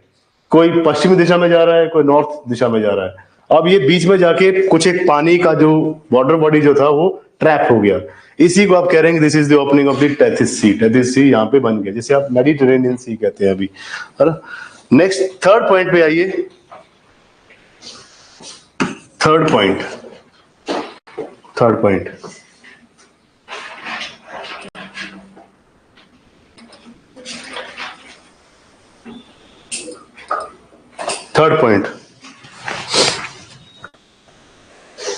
और मेरे मैथ से नफरत हुई मेरे को क्लास 12th में हुई। 11th तक बढ़िया मजा आता था मैथ पढ़ने में, फिर वहां पे भी एक सुस्त इंसान को लगा दिया। मैं उस चीज में बिल्कुल भी नहीं मानता। जैसे फॉर एग्जांपल मैं किसी दिन तुम्हें ठगा रहा हूँ, है ना, सुस्ती मचा रहा हूँ, आप मुझे भी गाली दे सकते हैं, मुंह पे मत देना, बुरा लगेगा मुझे। बट थिंग इज उस दिन आप मुझे क्रिटिसाइज कर दे, क्या यार टाइम वेस्ट कर दिया।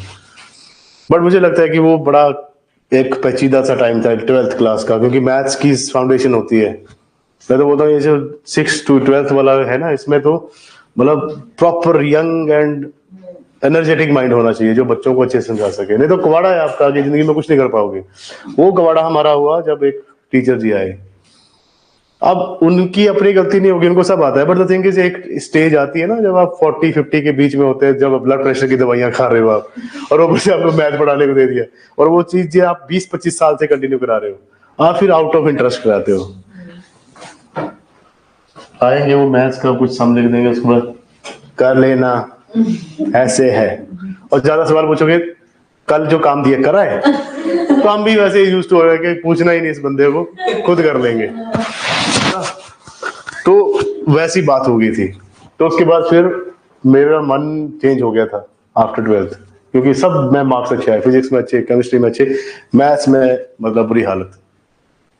तो बुरी भी हालत क्या है, मतलब जितना मैंने एक्सपेक्ट किया था कि 90+ जाना चाहिए, क्योंकि उस टाइम पे तो होता है ना कि मामा के लड़के से ज्यादा मार्क्स आने चाहिए, बुआ के लड़के से ज्यादा मार्क्स आने चाहिए, वो ट्रेंड था।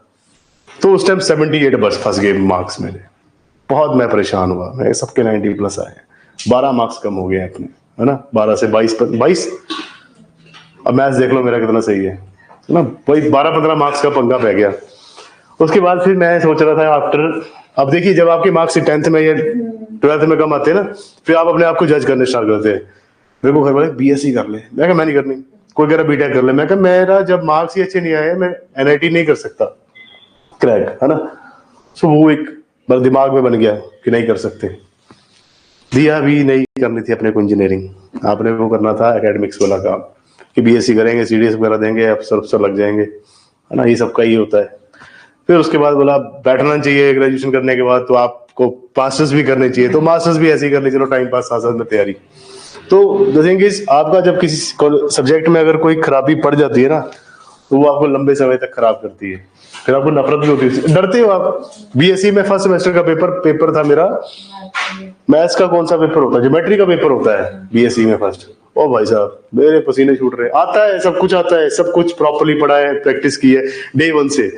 एंड एक बार मेरा क्या, फर्स्ट सेमेस्टर में ही मेरी सप्ली आई है। और वो तुम्हें पता है, जब मेरा कोई एग्जाम होता है, जब भी मैं किसी टेंशन में, स्ट्रेस में होता हूँ, मेरे को वो दिन का सपना आता है, अभी भी आता है, कि मैं कल से मेरा ज्योमेट्री का पेपर है, और वो दिमाग में घर कर गई ये चीज।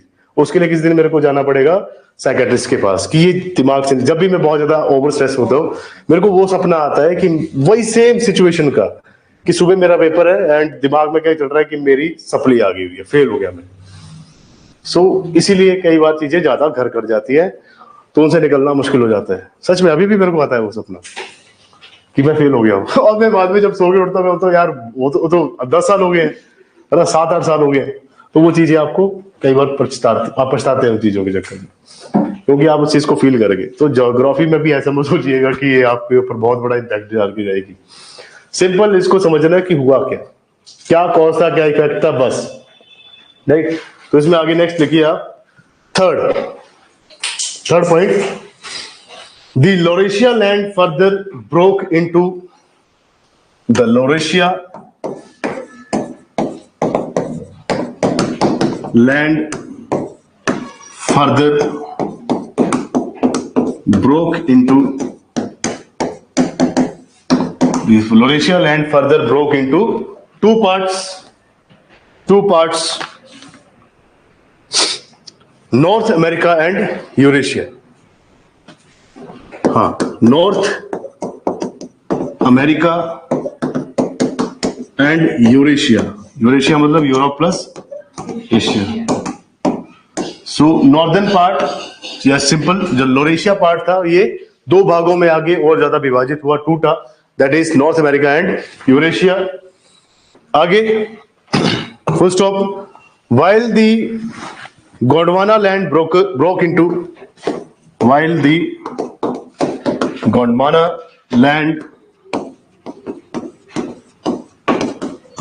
land broke into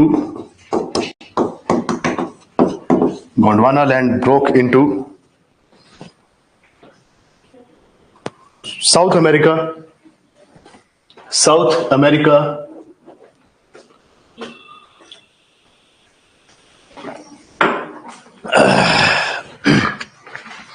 Gondwana land broke into south America.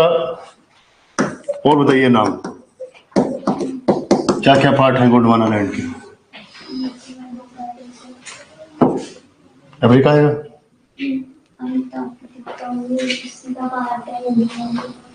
देखिए साउथ अमेरिका, अफ्रीका, लिखो जल्दी, South America, Africa, Madagascar, South America, Africa,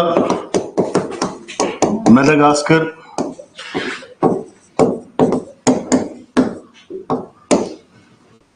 peninsular India,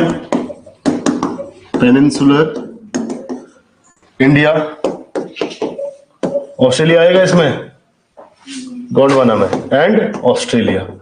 सो ये सारे भाग किससे टूटे हैं? गोंडवाना से। तो अगर आप देखें यूरोप और यूरेशियन, ते यार भाई यूरोप, एशिया और साउथ अमेरिका, ये एक ही पार्ट से टूटे, एक टाइप के पार्ट से। और गोंडवाना से है south America, Africa, Madagascar, peninsular India, Australia.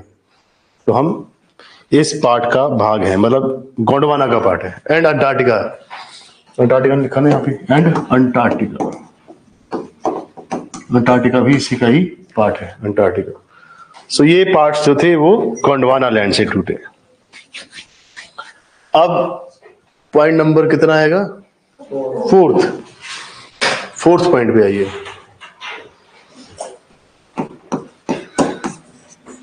Fourth से पहले डायग्राम बनाते हैं, क्योंकि डायग्राम बहुत पीछे चली जाएगी। सो यहां पे आपने क्या करना है, सिंपल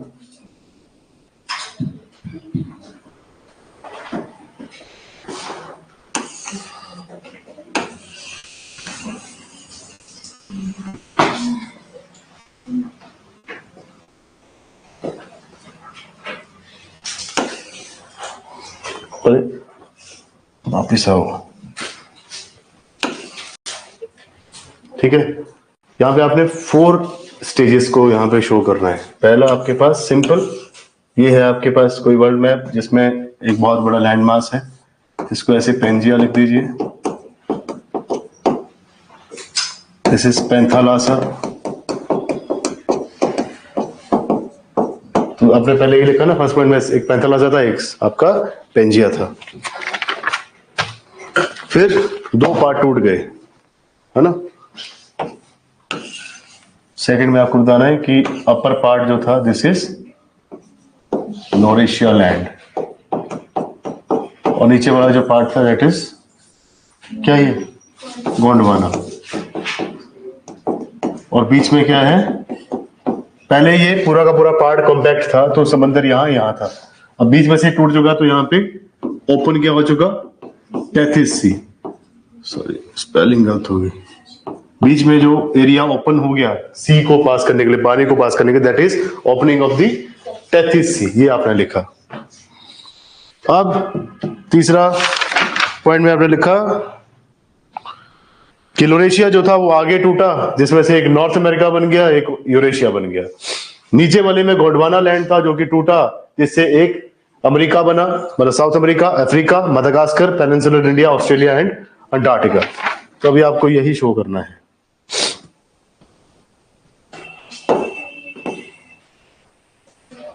ये कह रहे हैं कि एक पार्ट जो था वो ऐसे टूटा, इसको आप नॉर्थ अमेरिका कहते हैं, ठीक है। तो इसको मैं ऐसे ही बंद कर देता हूं, दिस इज नॉर्थ अमेरिका। दूसरा आप क्या कह रहे हैं कि आपका यूरोप टूटा है। तो यूरोप जो है पहले सिर्फ इतना ही पार्ट था इसका, बस ये पार्ट है, क्योंकि नीचे से ड्रिफ्टिंग होके जुड़ना है इसमें। सो एक नॉर्थ अमेरिका बन गया, यहाँ पे यूरेशिया इकट्ठा है, क्योंकि इसमें कुछ पार्ट एशिया का है, कुछ एक यूरोप का है। अब आपके पास नीचे का क्या पार्ट है, this is south America. Map के हिसाब से तोड़ना है इसको, this is south America. South America को ऊपर जोड़ेंगे तो जो मैं मैप बनाता हूं उसके हिसाब से दिस इज साउथ अमेरिका। अब ये अफ्रीका है, अफ्रीका को यहां जोड़ना जाके, बट अफ्रीका यहाँ पे टेढ़ा बनाएंगे थोड़ा, क्योंकि नॉर्थवर्ड जर्नी कर रहा है ना। तो दिस इज क्या है आपका अफ्रीका। अफ्रीका को मैं लिख ही देता हूं यहाँ पे, अफ्रीका पूरा ही आ जाएगा। दिस इज अफ्रीका का पार्ट। अफ्रीका के बाद आपने क्या लिखा, और मदागास्कर। मदागास्कर इसके बिल्कुल बगल में है ऐसे, तो बहुत बड़ा बना दिया मैंने, इतना बड़ा नहीं है ये। मदागास्कर बिल्कुल छोटा सा पॉइंट बनाइए, दैट इज मदागास्कर इसके बगल में है। और क्या लिखा है आपने इसमें, पेनिनसुलर, ऑस्ट्रेलिया भी है, ऑस्ट्रेलिया आप यहाँ पे रखिए ऐसे। अंटार्कटिका की छोटी सी शील्ड होएगी, एंड यहाँ पे आपका peninsular India, this is IN, सिर्फ इंडिया, इतना छोटा सा पार्ट है। तो अपर पार्ट जो है वो लोरेशिया के, नीचे वाले पार्ट जो है दिस इज ऑफ कौन से, गोंडवाना लैंड के पार्ट हैं।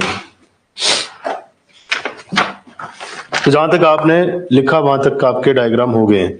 4th पॉइंट लिखेंगे, फिर उसके बाद इसको जोड़ देंगे एक दूसरे के साथ कॉम्पैक्ट, फिर सीधा वर्ड मैप भी बनाएंगे चौथे पार्ट पे, ठीक है। यहाँ पे फुल फ्लैश्ड हमने जो हमारा वर्ल्ड मैप बनता है आज के हिसाब से वही बनाना है। ऐसे 6 पिक्चर भी बनाते हैं कोई, बट आपके पास इतना टाइम नहीं होगा एग्जाम में कि आप इतने पिक्चर्स बनाते बैठो।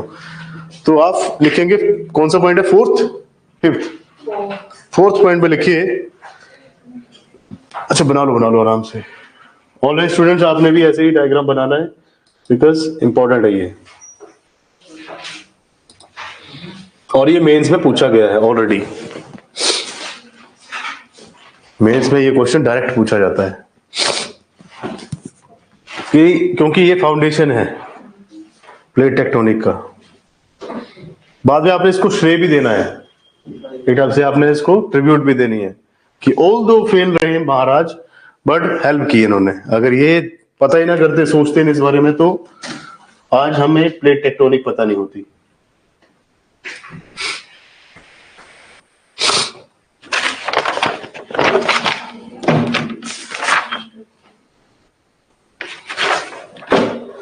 आपको एक सिंपल सोबर सा टेस्ट बनाया है मैंने, है ना, आज शाम के लिए जी। ऑस्ट्रेलिया नीचे मैंने थोड़ा ऊपर बना दिया इसको, दिस इज ऑस्ट्रेलिया। 1 मिनट, ये ऑस्ट्रेलिया, मूवमेंट होगी ना, थोड़ा ऊपर नीचे जाएंगे अभी। क्या हुआ? ये शीट जो दिस इज अंटार्कटिका, इसको मैं ANT लिख देता हूँ, अंटार्कटिका। और ये इंडिया है, ये मादागास्कर M। सो आज आपसे इस्थमस के ऊपर टेस्ट बनाया मैंने, और जो आपका ये इस्थमस और आपके स्ट्रेट्स, उसके अलावा मैंने स्ट्रेट के ऊपर क्वेश्चन बनाया है मेंस का, कि स्ट्रेट कैसे आपके सिक्योरिटी के लिए, ट्रेड के लिए इंपॉर्टेंट है। ट्रेड रूट मैंने आपको समझाया है। दूसरा क्वेश्चन जो बनाया मैं कि Indian ocean is a half ocean, है ना, तो उसके ऊपर क्वेश्चन बनाया मैंने दोनों एक्सप्लेन कराए। तो आपने अपने शब्दों में पैराग्राफ के हिसाब से लिखिए, पॉइंट के हिसाब से लिखिए, फ्लो चार्ट के हिसाब से लिखिए, आपको लिखने हैं पॉइंट्स जितने आपको याद है।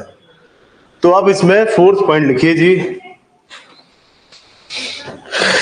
The drifting of both the Americas, the drifting of both the Americas. 4th point, the drifting of both the Americas towards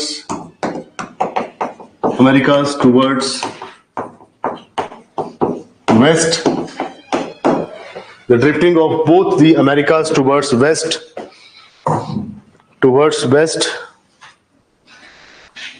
results into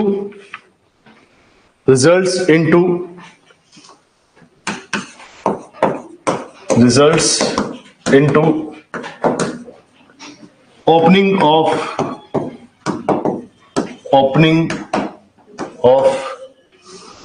S-shaped Atlantic Ocean. S-shaped Atlantic Ocean. Full stop. Northward drifting of India and Africa. Northward movement of India and Africa reduced the size of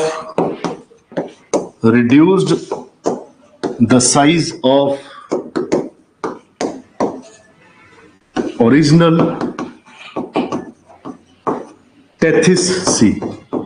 Reduced the size of original Tethys Sea.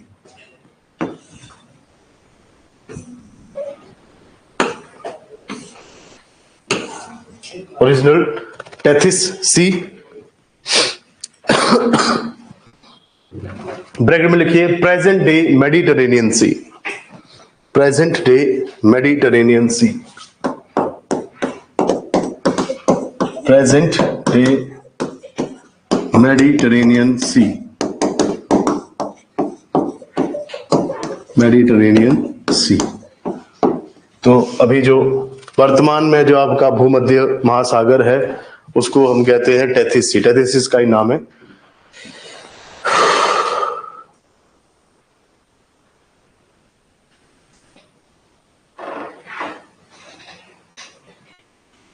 Tethys Sea, Mediterranean Sea, comma reunion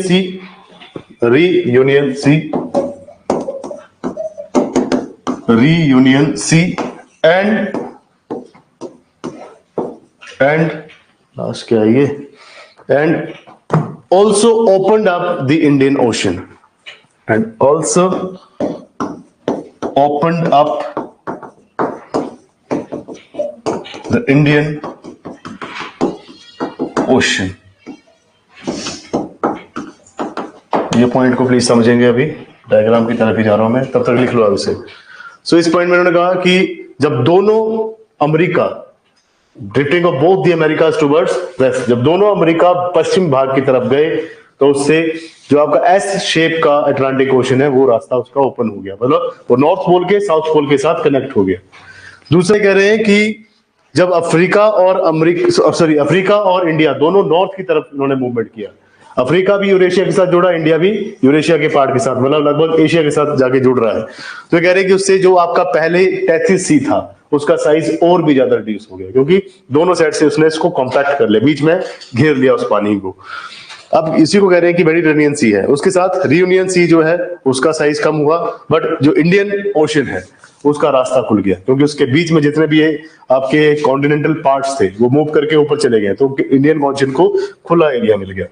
अब इसको नीचे देखेंगे आप, यहाँ पे simple समझिए। पहले point मैंने कहा कि दोनों आपका चाहे नॉर्थ अमेरिका साउथ अमेरिका, ये वेस्ट की तरफ को जा रहा है। This part is the western part of the earth, this is the eastern part of the earth. Simply कह रहे हैं कि वेस्ट की तरफ जब ये गया तो इससे क्या हुआ कि बीच में ये एस शेप का, अगर इसको मैं ऐसे बनाऊं तो दिस इज एस शेप, है ना। ये अगर आप प्रॉपर मैप में देखेंगे तो एस शेप का आपका अटलांटिक ओशन है।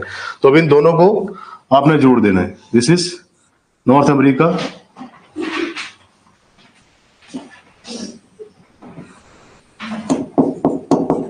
And this is south America. अभी कह रहे हैं कि ये आपका जो यूरेशियन पार्ट है, ये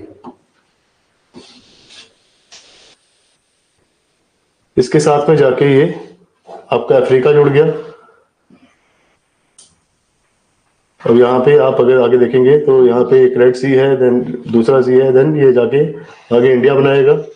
और इंडिया मैंने वैसे ही जोड़ दिया, इसमें इतना जल्दी इंडिया नहीं जुड़ा, इंडिया को जुड़ने में समय लगा, बहुत समय लगा। उसके बाद फिर आप इसमें ये आइलैंड नेशंस, एंड देन ऊपर जापान, नीचे आपके आइलैंड्स ब्रुनेई, फिलीपींस, यहाँ पे ऑस्ट्रेलिया नीचे रह गया, मेडागास्कर यहाँ पे जाके अटैच हो गया, ग्रीनलैंड आइसलैंड यहाँ पे आगे, और यहाँ पे इंडिया के नीचे थोड़ा सा पार्ट दैट इज आपका Sri Lanka. Simple. So this is, यहाँ पे हमेशा यूराल बनाना है आपने। यहाँ पे आपका यूरोप आ गया, यूरोपियन यूनियन, यहाँ पे आपके गरीबों का देश या कॉन्टिनेंट दैट इज एशिया, यहाँ पे अंडर डेवलप्ड है ना। स्टॉन्च हिंदू रहते हैं, स्टॉन्च रिलीजियस लोग रहते हैं। This is Africa, mineral rich region but उतना ज्यादा अवेयर नहीं है। Australia, once a colony always a colony, है ना, उतना डेवलप नहीं कर पा रहे क्यों, क्योंकि इनके पास रिसोर्सेज इतने ज्यादा नहीं है। सो ऐसे करके आपका पूरा का पूरा वर्ल्ड मैप यहाँ पे इकट्ठा हो गया है। सिंपल। ये कह रहे हैं कि जब ड्रिफ्टिंग हुई अमेरिका की तो दोनों अमेरिका चले गए इस साइड को। अब देखिए बीच में ये जो पार्ट था ना, ये दिस इज, ये वाला पार्ट था आपका टेथिस सी। अब ये ऊपर जुड़ रहा है, अफ्रीका ऊपर जुड़ रहा है, इंडिया ऊपर जुड़ रहा है, तो ये बीच में आपका थोड़ा सा पार्ट रह गया जिसको आप कहते हैं कि ये मेडिटेरेनियन सी है, जो कि चारों महाद्वीपों के बीच का एरिया। दिस पार्ट उस ब्लू, भैया ब्लू, दिस पार्ट, ये बीच में एक वाटर बॉडी जो है वो ट्रैप रह गई, इसी को आप कह रहे हैं Mediterranean Sea, this part, right. और ये जो पार्ट था बीच में, this was Tethys Sea. Again यहाँ पे दोनों जब अलग अलग भागों में विभाजित हो गए तो तब भी एक यहाँ पे टेथिस सी था। तो आपकी जो डायग्राम बननी थी स्टोरी तक बननी थी, अब आगे तो थ्योरी के पार्ट्स हैं। टाइम देखो, टाइम, डायग्राम बना लो, फिर आगे आपके 5th पॉइंट से स्टार्ट करते हैं।